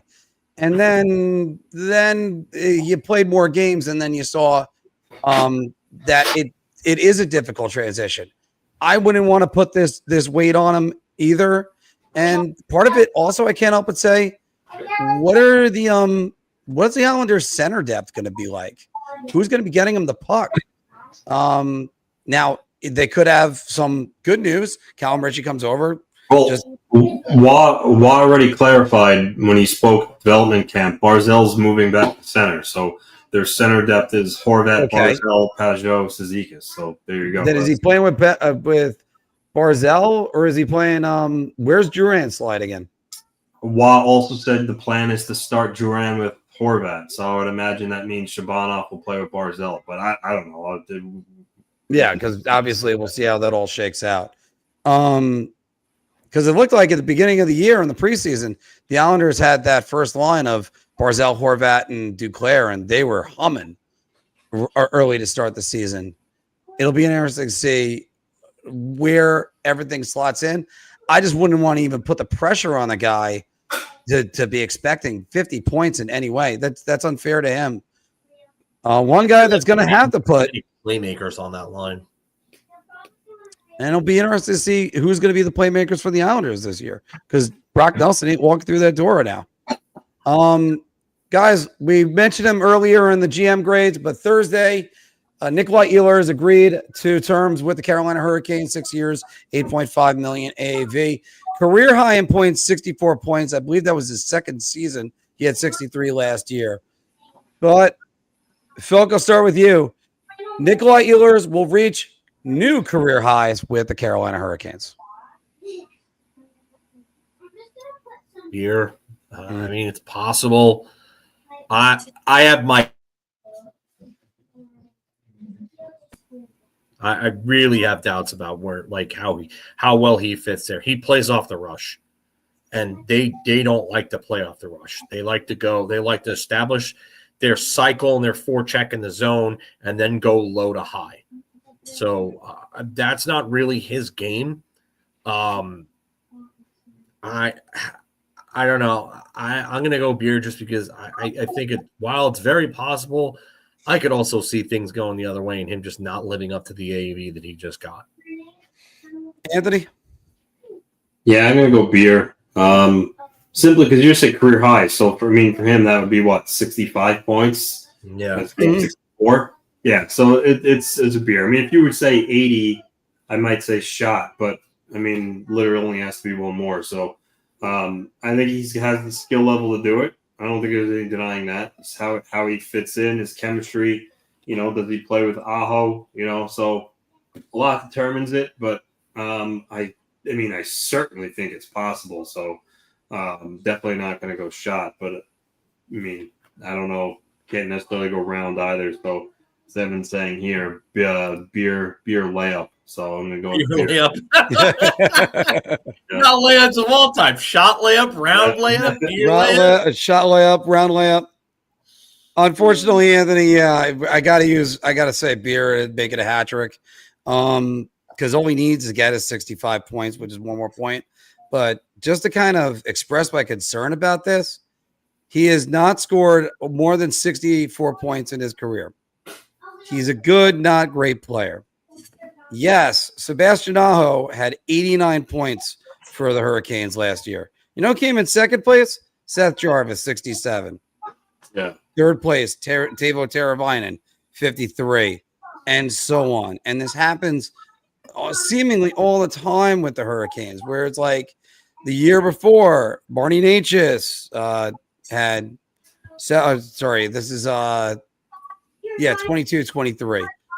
Marty Natchez had 71 points, Aho 67, Brent Bird 61. I mean, you're not really seeing that breakout offensive talent on these teams. So yeah, sure, he could get 65. I just don't know beyond that. Like, is 65 going to make you go, ooh, okay, this is a great signing? What an awesome deal, $8.5 million. Or we talk about Svechnikov needs to take a step forward. He never seems to do it. So I don't know what's holding this team back, but it's one of those things. The eye test says they should be better than what they are. We're going to see about that very, very quickly. Oh, Anthony. Oh, you clever man. All right. So what did he do now? He had Jason York for a second. Cam York resigns with the Flyers, 5 years at $5.15 million. He was a healthy scratch with John Tortorella there. But Anthony, Cam York, not Jason, Cam York will flourish under new coach Rick Tocchet.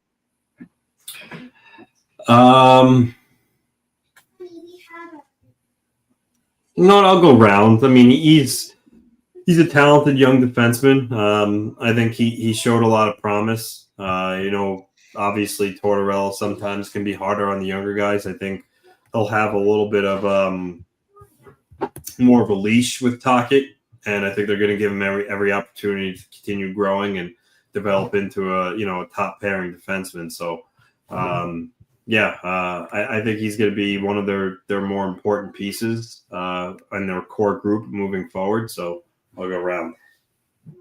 Filk.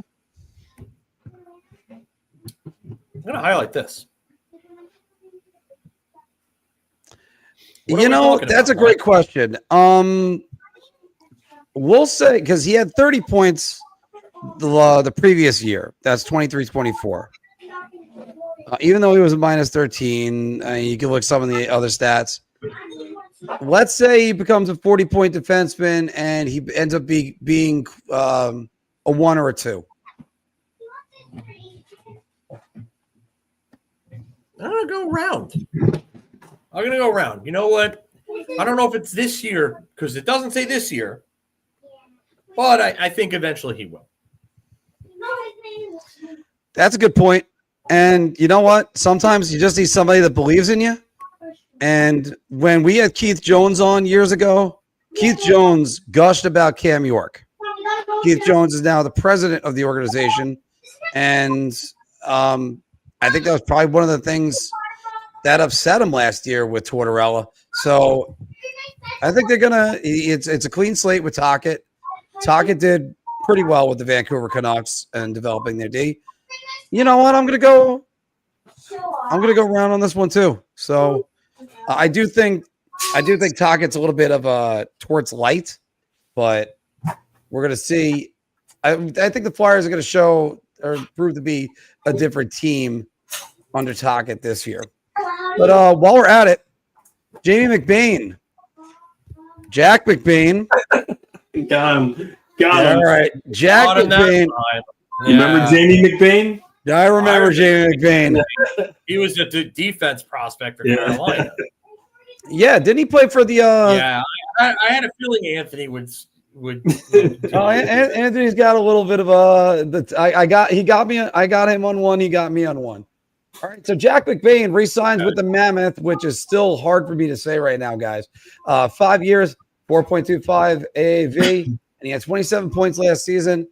Quietly really becoming a pretty good center and a pretty good contributor.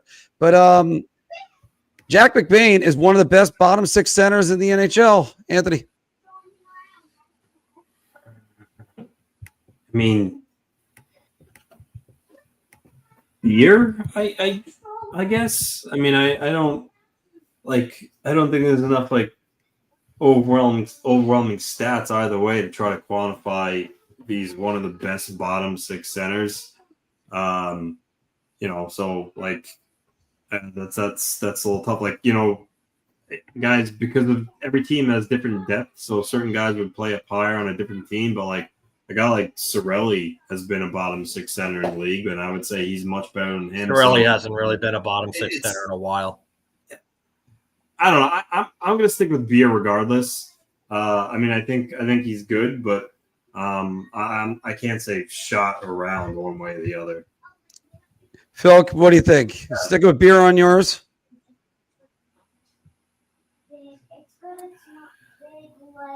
Yeah, just because I mean, one there needs to be definition to it. Are we talking like top 10? 5? We'll say top 10. We'll say top 10. Yeah. All right. So just going on quantifiable definition, since there are 4 center spots to each team, there's a bottom 2 on each of the 32 teams. So 2 times 32, that's 64. So if he can be a top 10 out of 64, I don't know. I'm going to go. I don't know if he's a legitimate third line center. For me, he might be like the bottom end of 3Cs in the league. He's a person. I'm going to say Beer. I'm going to say Beer there. I don't think he's a legitimate third line center. Again, what Anthony was saying about depth is right.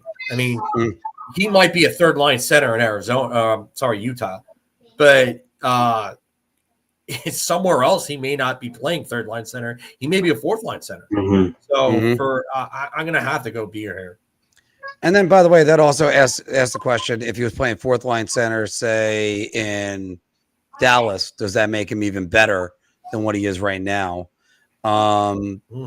I do think he is a quality center. I think he's going to start to turn some heads, but I'm going to go Beer too because there's no other way to answer this right now. He's definitely not a top 10, not a top 10 as far as like third line centers. Maybe if he is, he's like closer to 11.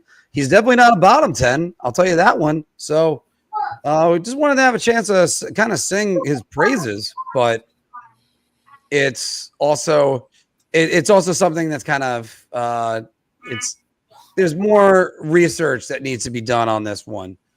One guy that is going to be making his first impressions in the NHL is Isaac Howard. The Hobey Baker Trophy winner was acquired by the Edmonton Oilers recently for Sam O'Reilly. And the last 2 Hobey Baker Trophy winners, their first seasons in the NHL. Macklin Celebrini, 63 points, Adam Fantilli, 27. Isaac Howard will notch 35 points next season, Mr. Filkowski. Yeah, I want it.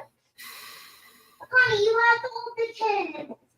They're going to likely play him in the top 6. Mm-hmm. I'm going to go round on this. I think 35 is – I don't think it's a layup, but I am going to go round. And I'm with you, Josh, but they had to give up a first rounder from 2024. I don't think EJ Emery was getting the job done. I really don't think EJ Emery was getting the job done, especially after the year that EJ Emery had with North Dakota. But, oh no, they couldn't give up EJ Emery for him. So Christopher is the worst GM ever. Evan's saying get the hoop because he's going to be next to McDavid or Draisaitl. Which I mean, I think he might be playing top 6. I think I think it's around. I'm not sure if it's a complete hoop because you have to make sure that he's actually ready to play, like physically. And there's no guarantee about that right now. They think he is, but I just don't think this is a straight up slam dunk. Will he end up doing it? I think so, but. Yeah. From an Isles POV, what would it have cost? Probably something like, I don't know if I'd say Cole Yzerman, but Yzerman would have been way too high. I think Yzerman would have been a little too high. I think maybe Cal Ritchie. I think that would have been too high too. But then again, think about it. It's a recent first rounder, like that they just gave up. It's a first rounder in the 2024 draft. Yeah, I mean, you wouldn't be able to trade Danny Nelson for him. That's what you. Yeah, Danny Nelson wouldn't do it. You feel like, Yzerman went higher in the 2024 draft than Sam O'Reilly did. And yep, waiting on Phil. Give it a couple more seconds. All right, yeah, and I mean, Anthony, if they would have called and said Isaac Howard for Cole Yzerman, you probably would have hung up the phone, right? Yeah, I wouldn't do that. Yeah, no, that wouldn't happen. So, yeah, in your case, Isaac Howard will post 35 points. A little round. Like I said, I think he's going to play in the Oilers' top 6. So he's going to get every opportunity to produce, and he's very skilled. And keep this in mind too. Again, it's not exactly the same because Siplikov was a man playing pro hockey, and he's bigger and whatnot. But I mean, Siplikov scored 35 points for the Islanders, and a lot of times he was playing in the bottom 6. So I think it's it would be fair to say that Howard could score 35 points, and he's going to likely play in the top 6. So yeah, I'll say round. Yeah, just going over with Philk on his internet issues. Yeah. And so, all right, but you know what, Anthony, you broke it down mathematically speaking right there very well, because let's go with that and just say I didn't think this was going to be a round. Yeah, it's going to be a round because you're talking about. And no offense when I talk about the Islanders last year with this, Siplikov got 35 points on a team that was kind of tearing it down a little bit and was having some issues. He's going to have Connor McDavid and Leon Draisaitl to play with. Even though you look at, say, a guy like Dylan Holloway, who that was one player I was looking at before. I think he only had like 14 points his last year with the Edmonton Oilers. He had less than that. He had 9. He had 6 goals, 3 assists in 38 games. And you got to think, and now, even though Holloway, 26 goals, 37 assists with the St. Louis Blues this year, and was an absolute steal from their RFA contracts, you also got to think that the same way we were talking about with Shabanov for a minute, which was he still has to learn the NHL game and the NHL pace, even though obviously the game, there's less of that transition a little bit in college as far as the game's concerned. But you know what? If he's a top 6 forward for Edmonton, sky's the limit right there. So, all right, guys, and one more, Anthony, for the Bar Talk. Rasmus Andersson is entering his final year with the Calgary Flames. He's rumored to be on the trade block, but it seems like the Calgary Flames have been very selective on what offers they're willing to take for him. Anthony, Calgary should only move Rasmus Andersson if a first-round draft pick in next year's draft is part of the return. I'm gonna say round. I mean, he's a legitimate top pairing defenseman on the right side. They're hard to come by. The thing is with Andersson, I think it was Friedman. He was saying that he doesn't think it's just Vegas that he would go to, but he thinks that the list of teams that he will accept a trade to are thin, which is why they're saying he thinks LA wanted him, but didn't seem like he was going to waive to go there. So it seems like he's being very selective in where he will go. And if it's just Vegas and a couple other teams, I think that's probably the reason why he hasn't been dealt yet. And it's figures Vegas, right? Because they seem to get everybody. If they get him to step in and replace Pietrangelo, that would be phenomenal for them. But yeah, I think they should expect a 2026 first as part of the return for him. He's very good. So yeah, I'll say round. We keep talking about how the GMs are holding on to next year's draft pick like it's it's gold. I can't. I want to come up with another metaphor, something that's funnier, but I just haven't done it yet, Anthony. But this is one where, yeah, absolutely. I'm going to shatter this hoop and do the layup, and I'm sure if Filk was in on this, he would absolutely make it the hat trick. Anthony, Calgary looks like they might want to try to keep him and try to like have him stay with them if they can. They might try to play it out with him as long as they can, maybe even go to the trade deadline.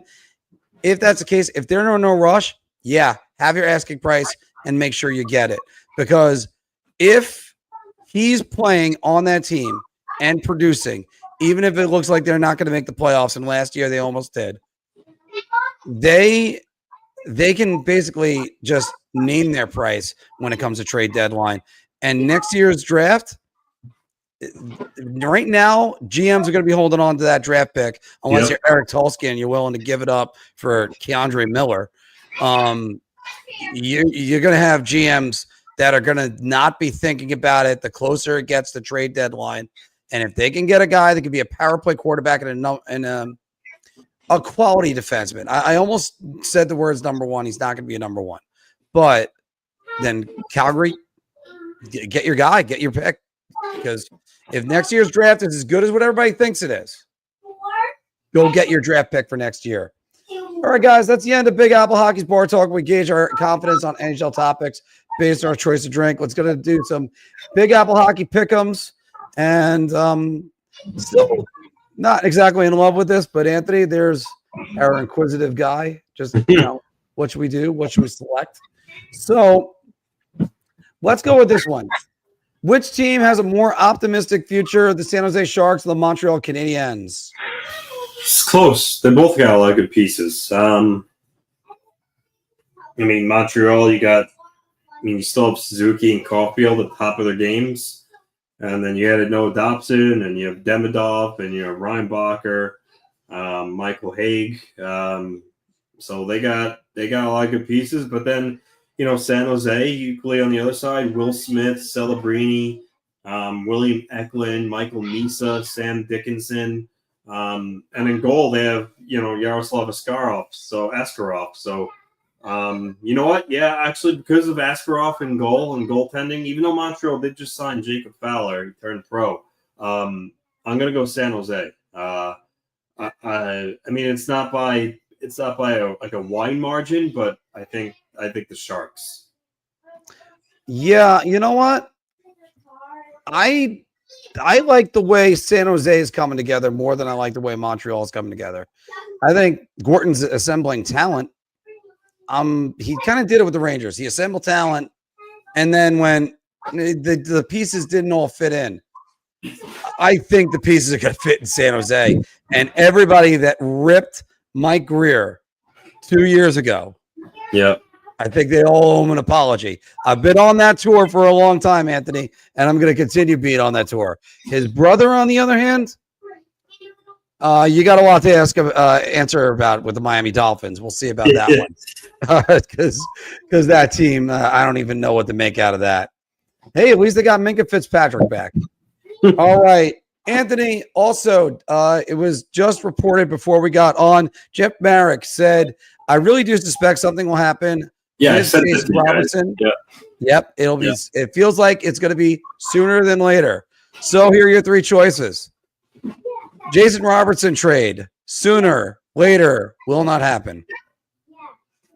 Well, Mark, that full tweet was in terms. He didn't just say trade; could be extension too. So that gives a will not happen in there as well.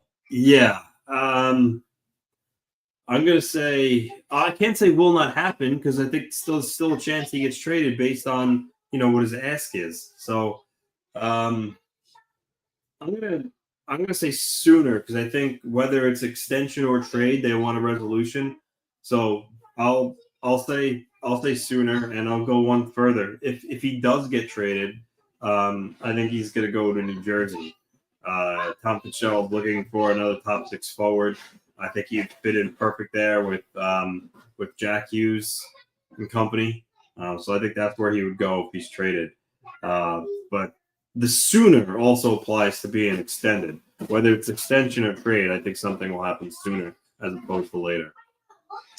All right. Well, I'll use the term for the trade. I don't think it's going to happen, and I think he will be sooner with the Dallas Stars. I look, this guy, he's 25 years old right now. He'll be 26 during the season. Just you can't give up on him. He's got 100 points season under his belt. How many Dallas Stars have a 100-point season under his belt? Not even Jamie Benn has one. So this is I think it's easy for me. Keep Jason Robertson, and you're gonna have to figure out how to do it. That's a different story. Because after all, the Stars right now, negative $1 million of cap space. It's still a problem that the Stars could figure out next year, Anthony. With him, they're a Stanley Cup contender.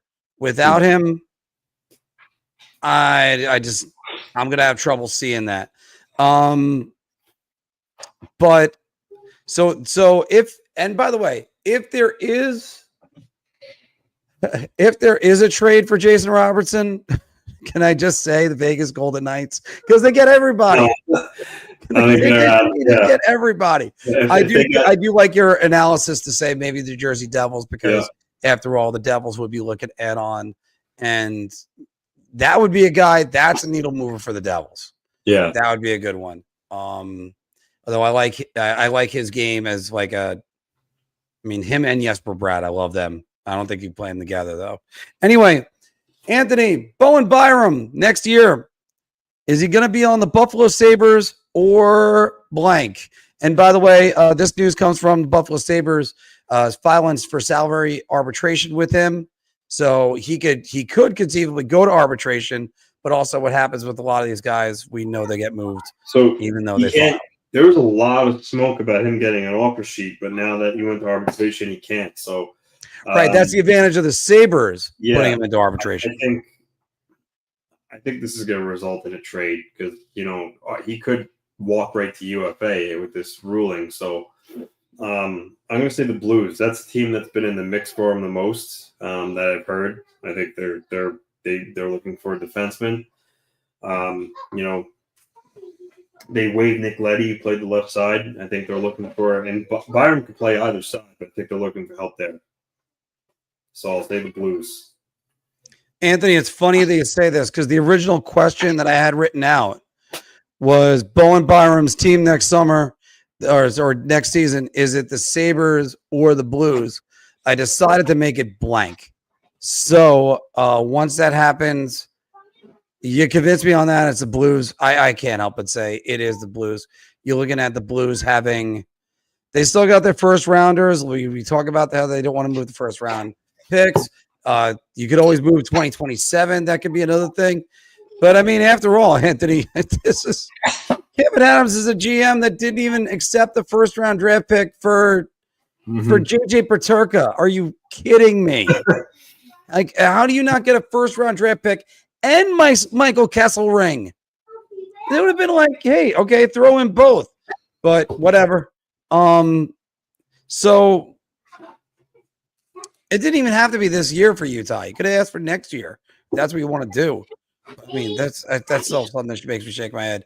You could, I had a meme on the Big Apple Hockey Instagram page, in case if you guys haven't subscribed, make sure you do, of Bart Simpson negotiating with Homer for the Danish, giving him a doorstop back. So that's the power of Kevin Adams. So this actually is a smart move by Kevin Adams. I'll give him that. But no, Anthony, I think it's St. Louis. It makes too much sense. And I can't see him being a Sabre next year. Like Bowen Byram, you feel bad for him. He's just that guy you're like, hey, you got him, but then what are you going to do with him once he gets there? And the guy's won a Stanley Cup already in his career. Hard to believe. And what the Blues should have done is they could have, they should have traded Jordan Kyrou before his trade protection kicked in. Because now, hypothetically, if they wanted to move him for Byram, you think Kyrou is going to waive to go to Buffalo? He's going to probably say no. So I think the Blues missed the boat there. And it could also be it's a separate topic because it's not just related to this deal, but just in general, and speaking about Jordan Kyrou, they should have traded him before July 1st when he kicked in because now he has to say where he goes. Yeah, and the Montreal Canadiens were a team that was kind of swimming around looking at him. All right, Anthony. If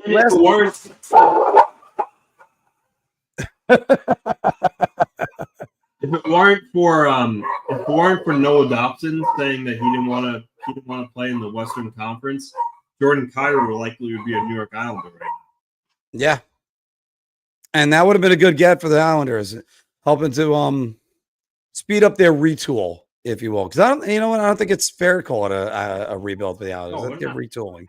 Yeah, of course not. Say, I said rebuild. Your eyebrows just went down like that. All right, Anthony. One last one. Go from your gut. Closer to the playoffs. Rangers or Islanders? Yeah, that's a tough one. I think in terms of like longer term, like Evan says, I think the Islanders lapped the Rangers. I mean, with Darskid, with restocking their prospect pool, they're deeper there. They made the right hire with the general manager position and everything. I think the Islanders' future is really bright. But as far as closer to playoffs, I mean, this could go either way. Obviously, they both missed the playoffs last year. So, I mean, like I said at the start when we were doing the general manager grades, I mean, I don't think Chris Drury made the Rangers drastically better. And I'm not saying the Islanders got drastically better either, but they're going to have Matt Barzal back, which, I mean, he missed 52 games last year. That's big. That's a guy that scored 80 points. She's their best player. You added Jonathan Drouin, who is a quality player. Shabanov obviously is an unknown, but if he's as good as they say and he comes in and he has like a Panarin-esque impact when Panarin jumped from the KHL to the Blackhawks, then I mean that transforms everything. And then you have Matthew Schaefer potentially playing on the island this year. And again, if he's as good as what made him the first overall pick, those are a lot of good pieces integrated into the lineup. On the flip side with the Rangers, I mean, Panarin could bounce back, Zibanejad could bounce back, Shesterkin could bounce back. So honestly, I don't necessarily agree with Wicked. I don't think that's the case. I think they're both on equal footing right now of who can make the playoffs, depending on who does what.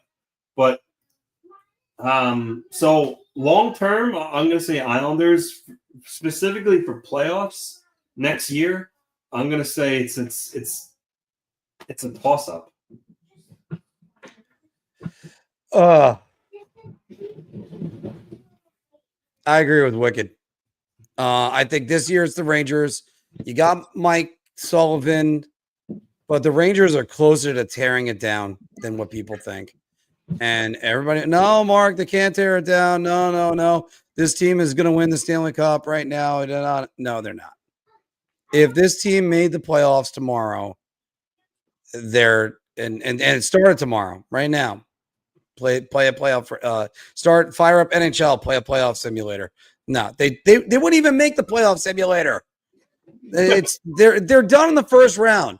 What basically, and the Rangers are a one and done team if they even make the playoffs. So let's start with that one. And nobody wants to be just a one and done team, especially not a team that's full of veterans. You want to have a team that can actually succeed and make it through the playoffs or maybe even have a chance at winning a Stanley Cup. The Rangers are not that. And don't get me started on Shesterkin, who is the greatest goalie ever, yet his goals against and save percentage continue to drop every single year. Mark, those are unbelievable stats. You should really look at goals saved above expected. Oh, I look at goals that went in the net. How about that one? Anyway, let's go back to this. Focusing on this. Next year, though, I could see the Rangers making some improvements and being a good team next year. Who knows what they're going to do? But once Matthew Schaefer starts getting on the island, and once you start seeing Cole Yzerman and Callum Ritchie, these guys are, and you're going to get away from the contracts of Pajot and thank you, MJ, Pajot and some of these other guys that were in there. And then you're going to start seeing this youth coming in. And Anthony, the last one, you're ready for me to say it. You know it's coming.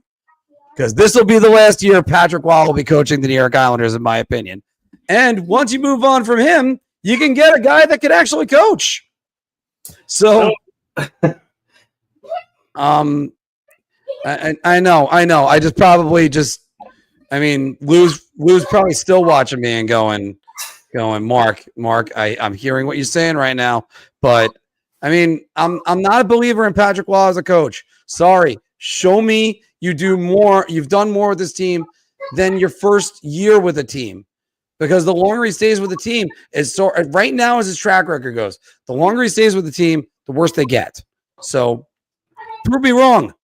You're the greatest goalie ever, arguably, because I would take him or Hasek,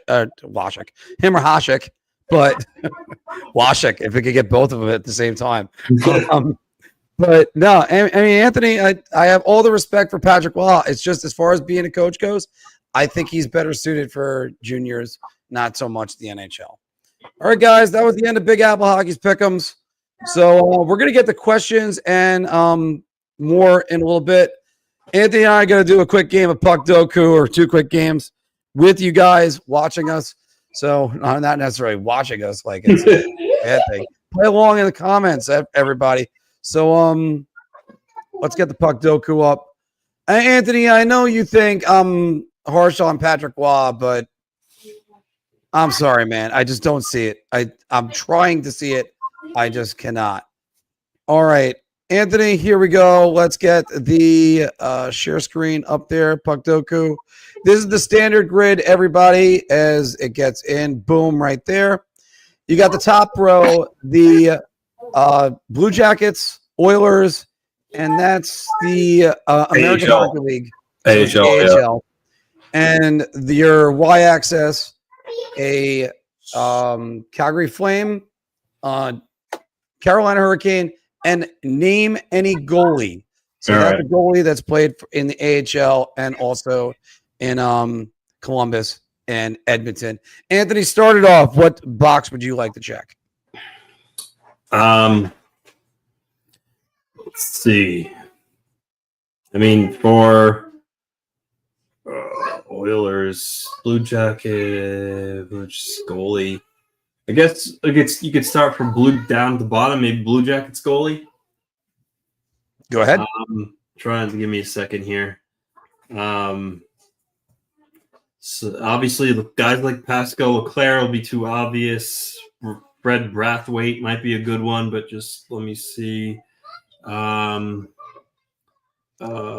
Mark Fitzpatrick play for the Blue Jackets at the end of his career? I think we covered that he did last week. That Mark Fitzpatrick did play a game for the Blue Jackets.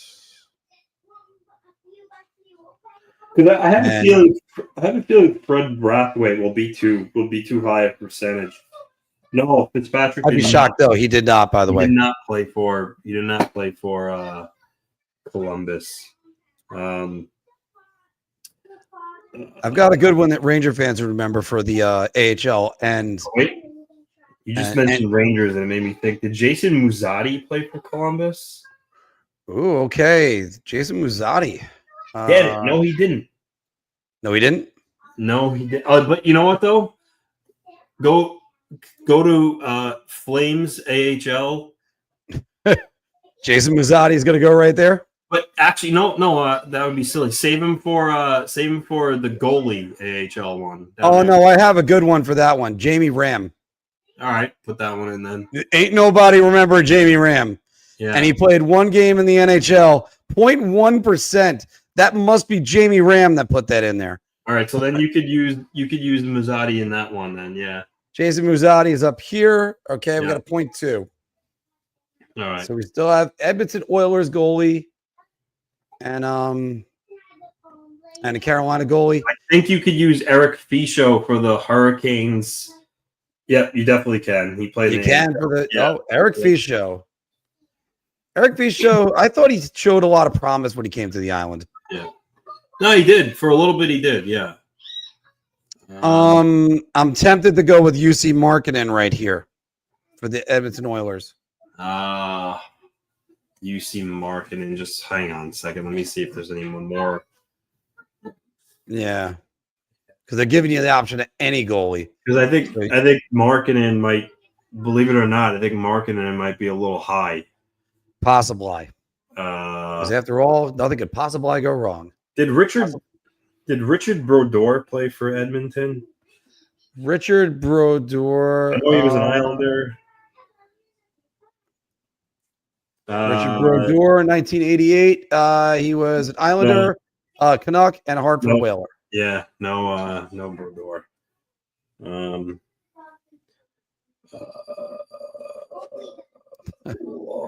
You know what? Yeah, go Markkanen. I mean, I honestly think he's going to be a 1%er, but you could go.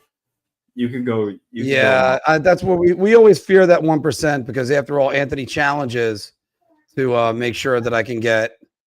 He's a 3%er. Oh my goodness. Oh my goodness. You ruined everything. All right. We need a Carolina Hurricane and an Edmonton Oiler that's not Warren Fogle. You do Marc-Andre Bergeron? Yes, I believe Marc-Andre Bergeron. If he might, I'm be also correct, he might be a 1%er, but all right, we're just gonna go with the guts. He is less than 1%. A little less. All right. Ask Christie might have, maybe LaBarbera might have been a little less. You know what? Possibly. I mean, even Eric Fischel could have been a little bit less over there. That's where I thought you were going to stick him. Oh, well, you know, actually, you would really miss the ball. I think your favorite MSG analysts. Yes, he did one game. Yeah, we definitely Stephen Valaket. Yeah. For the Oilers. He literally only played one game for them. Yeah. Yeah, I'm trying to remember who was in that deal when the Rangers got Markkanen, but that's a different story. Damn it. All right. So, no, Koskinen would have been too obvious. Yeah. All right. Oilers and Flames. I know Wicked said Camilleri, but that will be way high. Way high. You could do Josh Green. Josh Green, I like that better. Steve Staios also, by the way, played for both, but Josh Green, so much better. Josh Green, who was in the Zygmunt Palffy trade. He was, yep. All right, so we got the Columbus Blue Jackets. They got to match them up with a guy that played for Columbus, Calgary Flames, Carolina Hurricanes, and a goaltender. All right, I think Columbus and Calgary, you might be able to use Aaron Johnson. Let me just double check that he played for Calgary. Columbus, and Calgary. Yeah, Aaron Johnson, former Islander defenseman. That will work there. 2%. Yeah. All right, so we have Columbus and the Carolina Hurricanes and a goalie we have to get to. Wicked. See, I'm the opposite. I actually, when I think of Steve Mason, I think of the Blue. I remember him as a Blue Jacket, not like, he was on the Flyers, but I think when I think of Columbus goalie, Steve Mason is a guy that comes up pretty high on the list. So I think that would be well, Steve Mason won Rookie of the Year with them, so exactly. Yeah. That's what it would come down to. And I'm trying to think myself about a Columbus Blue Jacket goaltender. I mean, didn't Ken Reggett or somebody play for them? Who? Oh, Ron Tugnut. I think of Ron Tugnut, yeah. Yeah, but I think too many people are going to say that one. Yeah. You know what? Anthony, former New York Ranger Jean-Francois Labbé. JF Labbé, this one. Yeah, go ahead. Under 1%. All right, I redeemed myself a little bit. So we just need a Blue Jacket and a Carolina Hurricane. Blue Jacket and a Hurricane. Did Stephen Wright play for the Hurricanes? Probably, I don't think so, right? I don't know whether or not Stephen Wright played for the Hurricanes. I spilled spot remover on my dog. Now he's gone. What the hell you just... Stephen Wright. Oh, wait, no, sorry. Stephen Wright, or do you think it's Tyler Wright? I was thinking Tyler Wright. My bad. There you go. Tyler Wright. Tyler Wright did not play for the Hurricanes. I remembered Tyler Wright. I did remember Stephen Wright. That's why I was like, I was about to say this. I was about to say the same thing. What the hell were you with that voice? And what were you? What were you doing? you guys have never heard of the comedian Stephen Wright? No, I read the dictionary. Turns out the zebra did it. no, I did not. Yeah. Oh. Columbus.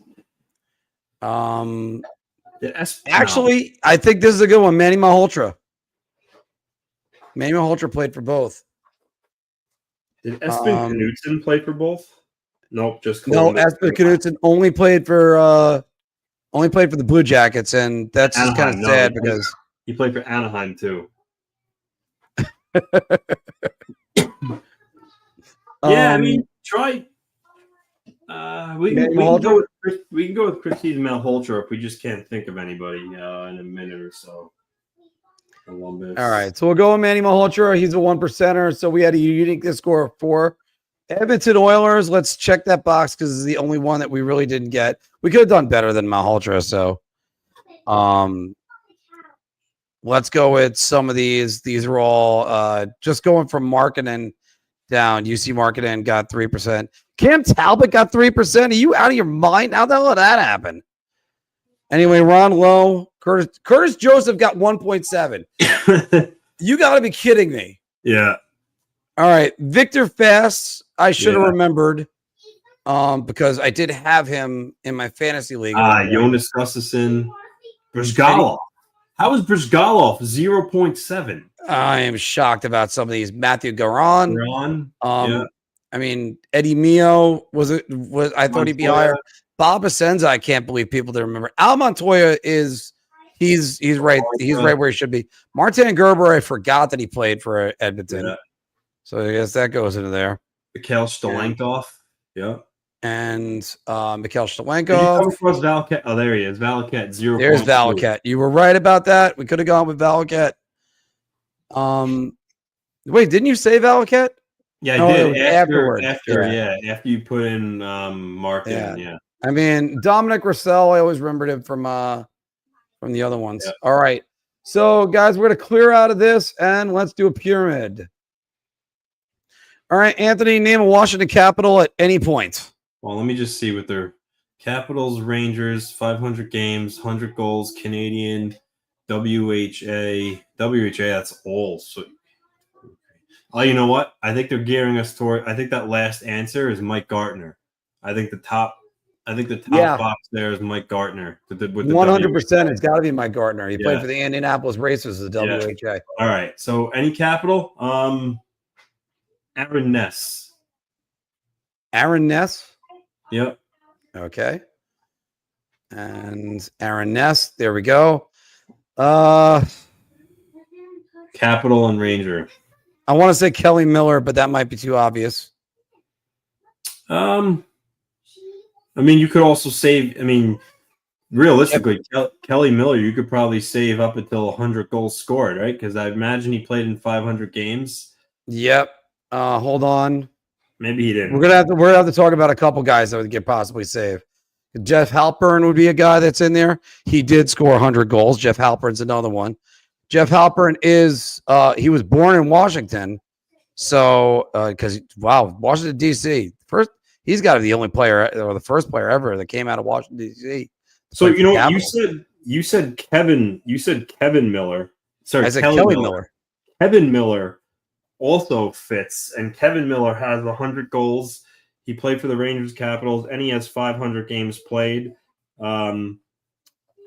He's not Canadian. But they're not Canadian either. Yeah, so you could use Kevin Miller for the 100 goals one.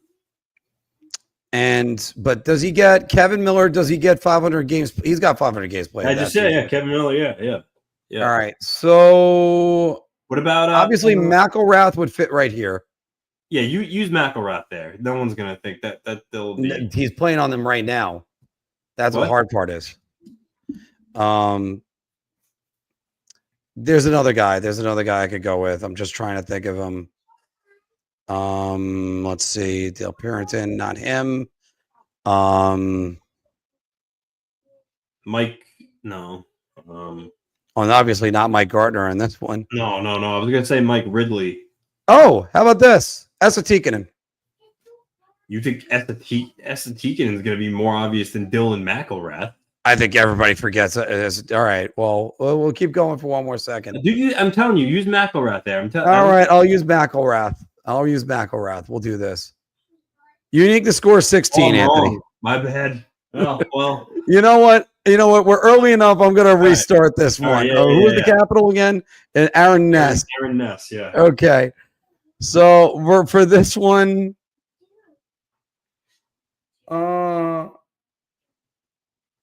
I said somebody else. Who did I say? What? Hold on. Let me just make sure.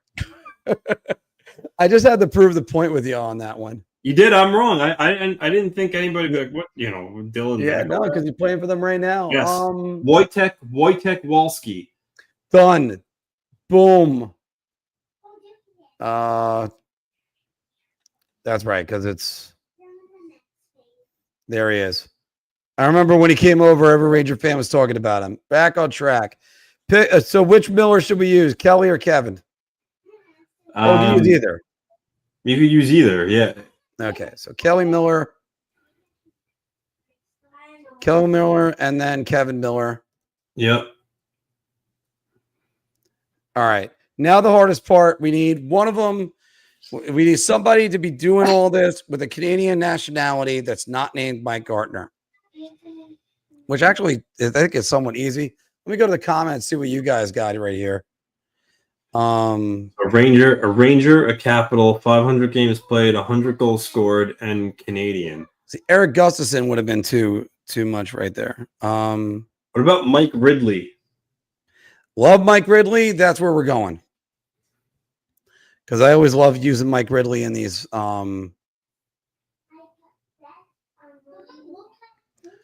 Unique to score of 11 for Mike Ridley, and of course Mike Gardner is number one. I usually with the pyramids they trap you at the top.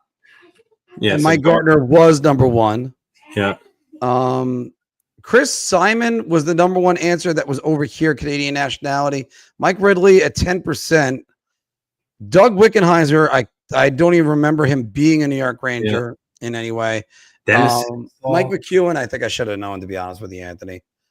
So we got Yager, who was the number one answer right there. Carl Hagelin, I didn't say, but Esa Tikkanen, you're right about that, 3.3%. Kevin Hatcher was a guy that a lot of people would have forgotten or remembered. Paul Stalin, that's one of the ones I should have remembered. So we used Kevin Miller in that box, 0.2. Yeah, Kevin Miller for 0.2. So this is one of those times, Anthony, we're switching those two up. Mm-hmm. Kevin Miller, Kelly Miller. It ended up working because you get some of these other guys that are in there.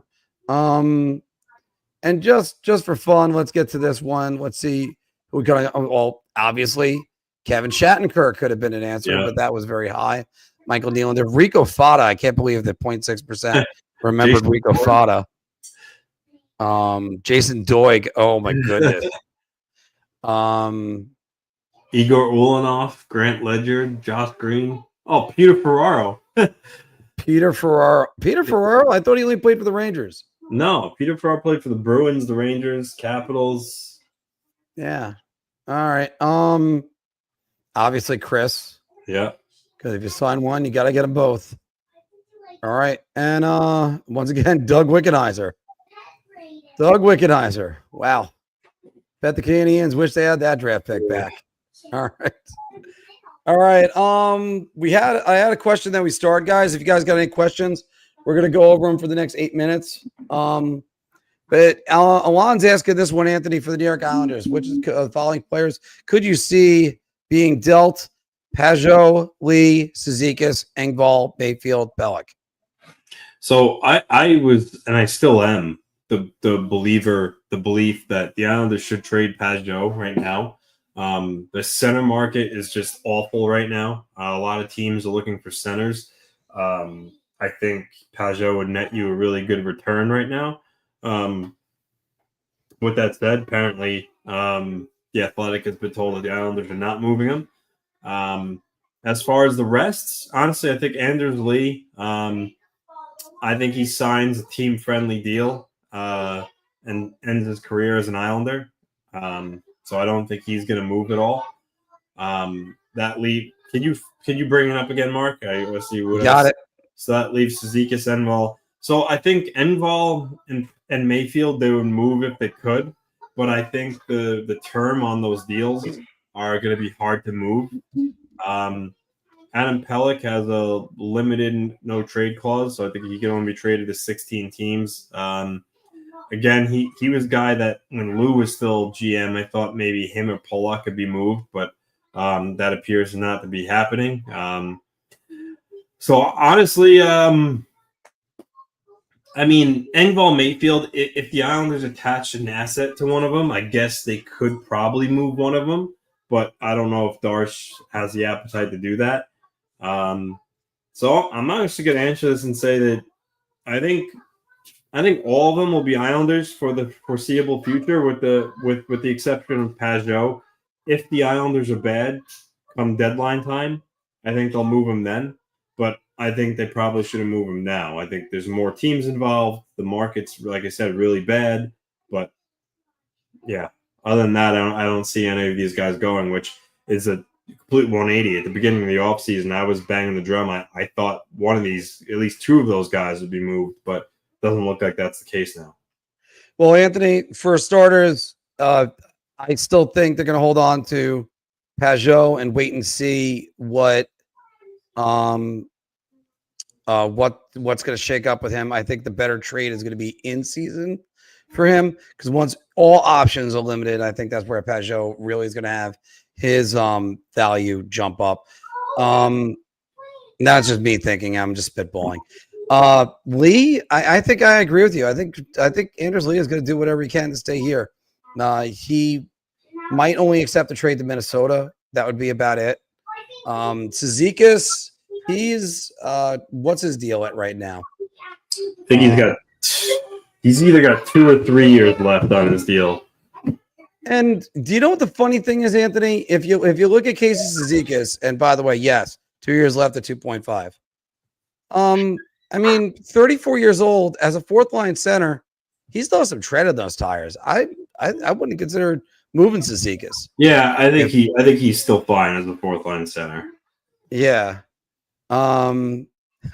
David Lee was a Nick, not an Islander. What did I say? David? I thought I said Anders. All right. And David Lee also, by the way, I think he got somebody's tooth lodged in his forearm when he came back and played with Golden State, but that's a different story at the moment. So finishing it up, Mayfield, I mean, he's signed long-term. I could see them trying to hold on to him. He's a decent value. Still a pretty good value for that. Pelech, I think you could fetch a return on. I just don't know what team's going to get that return, give that return for the Islanders. Because he has no trade protection. Yeah, sorry, no trade protection. So no, he does. He just said he's got a 16 team no trade list. Oh, he does? All right. Yeah. I thought it was Pollock that had the full no move. Pollock has a full one. Pelech has a modified one. Yeah, okay. So he's got a 16 team trade. Okay. Well, he's the one you can actually move. Yes. Pelech and Pollock. Yeah. And he's the one that'll probably fetch a good return. I just hope his health holds up, because he's had a lot of health problems the last few years. And then lastly, if you notice, I haven't mentioned him. Patrick Waugh would drive Pierre Engvall to the airport and throw him out as the car is still moving. Yeah, he would. Yeah. So if and you know what too though? I think with how many forwards the Islanders have now, I think they have like 16 forwards on their on the roster. So someone's gonna go. I think with Engvall, Engvall is probably just going to be waived, and they'll save $1 million with him in Bridgeport. I think that's what they're going to honestly do with him. As for this, Frank Saravalli. Normally Saravalli's been good, but this offseason he's just throwing out wild speculation, and I don't buy this at all. I mean, the Islanders aren't rebuilding, So trading Sorokin literally makes 0 sense. So no, I don't see this happening one bit. This is well, first off, Sarabelli never mentioned Edmonton. He just said he heard chatter about Sorokin, and then Oiler fans talk about on Twitter, we should get Sorokin. But that's again, it's fantasy talk. I put that as a 0% chance of happening. There was not any chance that was going to happen in any way. The Islanders weren't going to give away Ilya Sorokin, and 8.25 is what he's making right now. Sorokin, yeah, or 8.2. I was dead on right. Okay, this is what happens when you doubt yourself, guys. Just if you just say it, at least stand behind it. Anyway, Anthony, no, and the Islanders weren't giving up Sorokin. It wasn't going to happen. Wicked's asking right here. We got some good Islander questions coming out, guys. Keep them going. You think Yzerman makes his debut at the end of the college season, or do you think he makes his debut 1 year after in the AHL? I think with both Cole Yzerman and Danny Nelson, and maybe even Quinn Finley, but I think specifically with Yzerman and Nelson, I think when their college seasons end this year, they're both going to sign their entry-level contracts, turn pro, and join the Islanders. If the Islanders are out of a playoff spot, I think similar with Gabriel Perreault, I think they'll join the roster right away. If they're actually looking like they're going to be in the playoffs, maybe they just stick around as kind of like black aces and skate with the team in the morning and practice. But I think both Yzerman and Danny Nelson are going to turn pro when their season's end. Mm-hmm. I think it's more likely, like you said, there if the Islanders are not in the playoff race. If they are in the playoff race, I mean, I could definitely see Yzerman, because if you can get a goal scorer, especially somebody as talented as him, then that would add it in, and then you would try to hold off on Danny Nelson. And I know what people say, well, why would you sign him now? Well, because college players have the leverage. That's one reason why you have to do that. You don't want to hold off not signing them. Because if you do, it pushes them closer to leaving, and that's why as soon as their season is done, you get them somewhere. And by the way, Chris T, I would agree with you on this, but Lou got Arizona to take the corpse of Andrew Ladd as my co-host over here. We'll always refer to him as. Oh, hey, yes. So it was you can trade anybody. You just got to make it enticing for somebody to take them.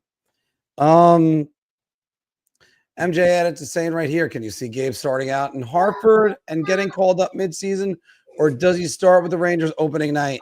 Here's the problem I have with this, Anthony. I don't know where he slates, and I also don't know if the Rangers can afford to let him go back to Hartford. Gabriel Perreault is a tough one. I would love for him to stay up with the New York Rangers, but then again, would that ice time be better with Brennan Othman, who looked good at times? There's a lot of things. I'll tell you one thing. We're going to be talking about it eventually during the summer. Should the Rangers extend Artemi Panarin? And my short answer on that, you'll have to wait to see. You know what? I was going to say something, but I know you guys are going to watch anyway, so it's all right. You're watching.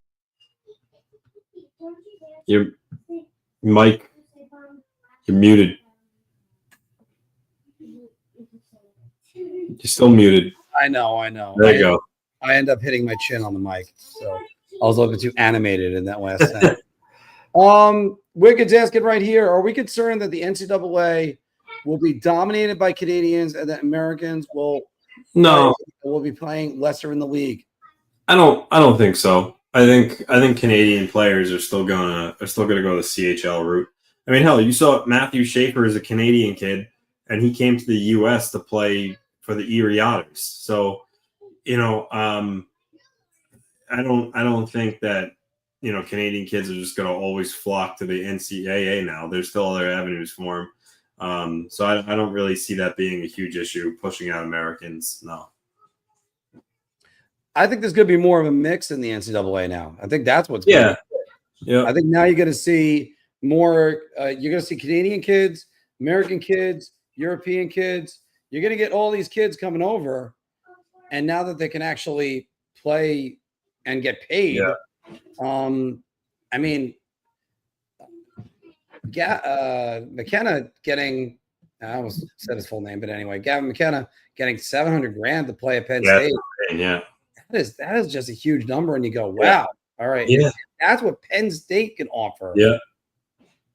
What does Boston College offer some of these guys? Yeah. Now here's a good question: could McKenna take Schaefer and Aitchison with him? Now, Anthony, this was debated a little bit on Daily Faceoff with a friend of the show, Johnny Lazarus, whom played in the NCAA. So, do you think it's more beneficial for Schaefer to go back to it was the OHL, right? Yes, play for Erie. Do you think it's better for him to go back? Do you think it's better for Matthew Schaefer to go back to Erie and play there, or go into the NCAA and play for one of those organizations? I'm going to say this. He's going to be in the NHL this season. Okay. He's going to play in the NHL this season. Before the draft, I remember Darsh said that whoever they took first overall, that they hope and looking for that player to be able to make the team out of camp.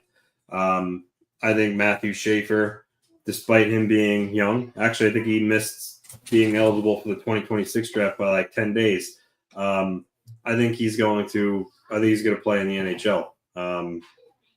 I've referenced this before, but yes, Owen Power he went back to Michigan, but he still played in the NHL that season.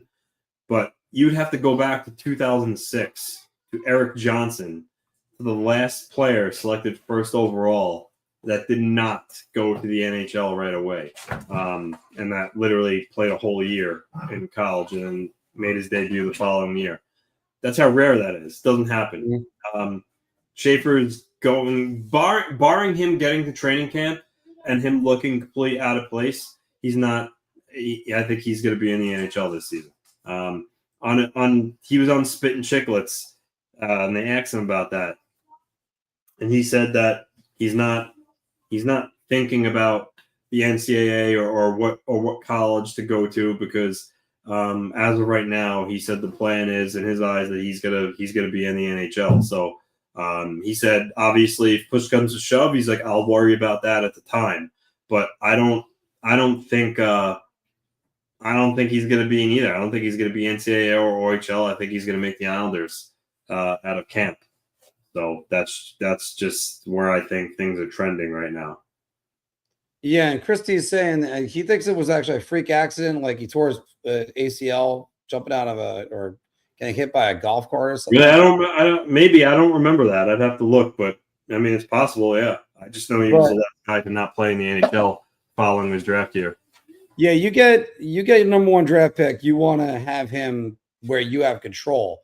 So it's better to have him almost in-house and to work on his game from there. Now you could be like the Rangers and completely fumble a number one and number two overall guys and whatever you guys want to say, can't tell me the Rangers did a good job with a lot. And not only that, but Matthew Schaefer has said that he's been training with Mark Giordano, and that's his off-season regimen, and he's working with him every day. Giordano is one of the better veterans you could find. I mean, he's very intelligent. So yeah, I think that Schaefer, and also too, you remember this kid's mature beyond his years. You see how he speaks, how he handled the situation with his mother. He's just a very mature guy. I think as long as he puts on weight and gets stronger in the off season, his skill set's NHL ready. It's his body, and I think if he gets it to where the Islanders are satisfied, I think he'll be in the NHL. And by the way, just to say, Giordano, 35 years old when he won the Norris. Yep. Among one of the oldest players to win their first ever Norris Trophy. If you want, that was the only trophy that he ever won as far as the Norris goes. And the first time he finished higher than 6th. I'm sorry. But if you're going to listen to a guy and his conditioning skills, listen to Mark Giordano. Yeah. Listen to Zdeno Chara. Those guys knew what to do as far as conditioning, and listen to them. They'll run laps around all of us, even right now.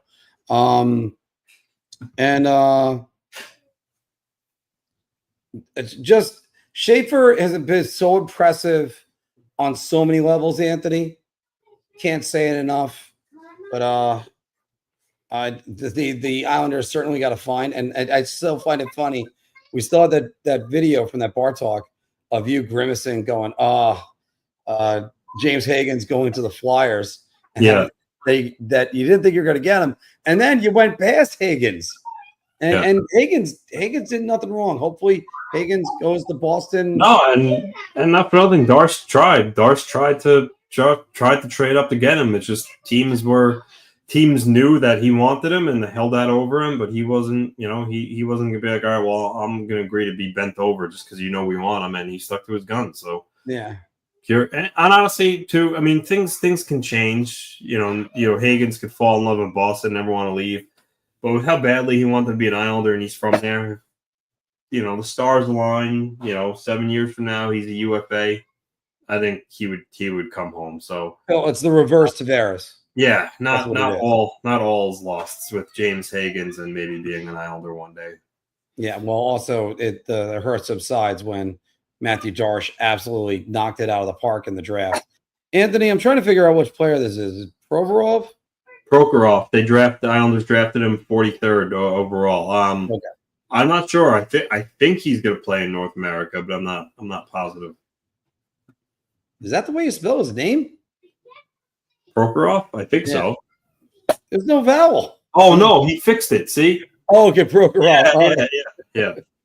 All right, I'm sorry. It's it's at the end of the show, guys. All right. And right now we're 8 minutes over the 5 more minutes that we said we're gonna have.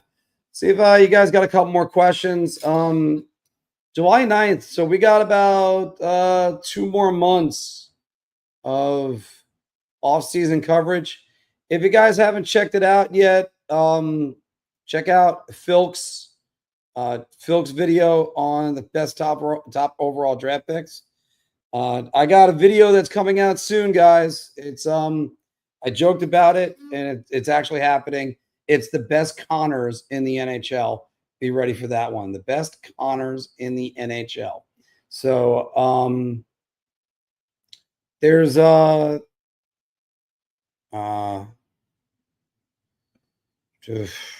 so just looking at a lot of the news around the league. Still kind of hoping the Rangers are going to fix that decor, but I can't help but laugh about this when I saw that the Mark Messier Leadership Award went to Jacob Trouba. Are you kidding me?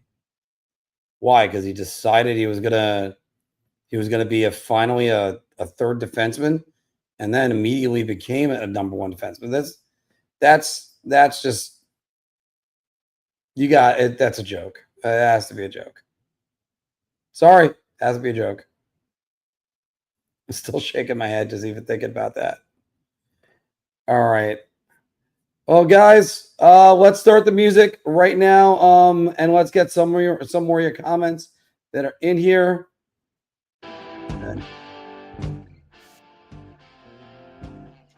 a little bit more from my cousin Phil. Let's get some more of these comments right before we get off. Dave said they need to hurry up and release the schedule so I can plan my vacation. Yeah, David, I agree with you because I am going to Nashville for at some point again soon. I don't think I spilled some beans right there. I also don't think he's watching anyway. But and I would love to take my wife to go see a game in Nashville. Hear Tim McGraw say, I like it. I love it. Wicked is saying right here, good news with Blue Gone is that you guys have a far easier time getting guests for the Islanders now. Well, there's still the checkpoints. It's still hard to say. Not everybody's Jacob Slavin, who said he would do it and then got his email and bang, he was on. But it should be easier. There are less restrictions. Look, Lou did things for a reason. And Lou's one of the best GMs in NHL history for a reason. So far be it for me to argue with that. I've been begging for Scott Mayfield or Casey Zegas to join us. I have a friend of mine that's connected them. Hell, I got Brock Nelson's phone number, but I can't call him. So it's going to be like that. David Woods, by the way, Matt, thank you. We try our best. You know this. And hell, when you're on with us, it's always a great show. David saying, I went to Nashville game last season. Stadium is in a great location. You can walk pretty much everywhere, and I like it. I liked it other than the outcome, yeah. If it was the Ranger game, David, you lost. The Rangers lost 2-0 in that game. The worst team in the NHL, because that was sort of the red flag that they were in big trouble. If I recall correctly, Capo Caco was traded right after that game. But to add on top of that, guys, it's Nashville. Let me just say, it's up there with Vegas as two of the best locations for a stadium. I am going to be hopefully doing some more mark on the roads within the next year or so. But I have another one that I'm gonna cut it from when it was the back-to-back New York teams that my friends, me, and my wife, we went to go see. First it was the Islanders and Vegas. Then it was Vegas and the Rangers. That's the game the Rangers won 2-1. The Islanders blitzed them the night before, and they even went down 1-0. They won that game 4-0, I believe it was, in Vegas. Like, terrible after the disallowed goal. Yeah. Wow. He was traded as you were walking back to the hotel. Oh, well, that's amazing. That's amazing. All right. But yeah, we're going to be going to see more games. I love the location of that, especially for tourism. Out of state people, they just end up going right down Broadway and just going all the hockey talks. Great time. So everybody, that's going to end the stream for us today. Thank you very much, everyone, for joining us. We had 319 of you that are on right now and across all platforms that's still watching. That's amazing. And guys, thank you. Cannot say it enough. We do this and hopefully look to explode sometime. That would be nice. That would just be nice. All right. Everybody, thank you very much. We'll see you soon.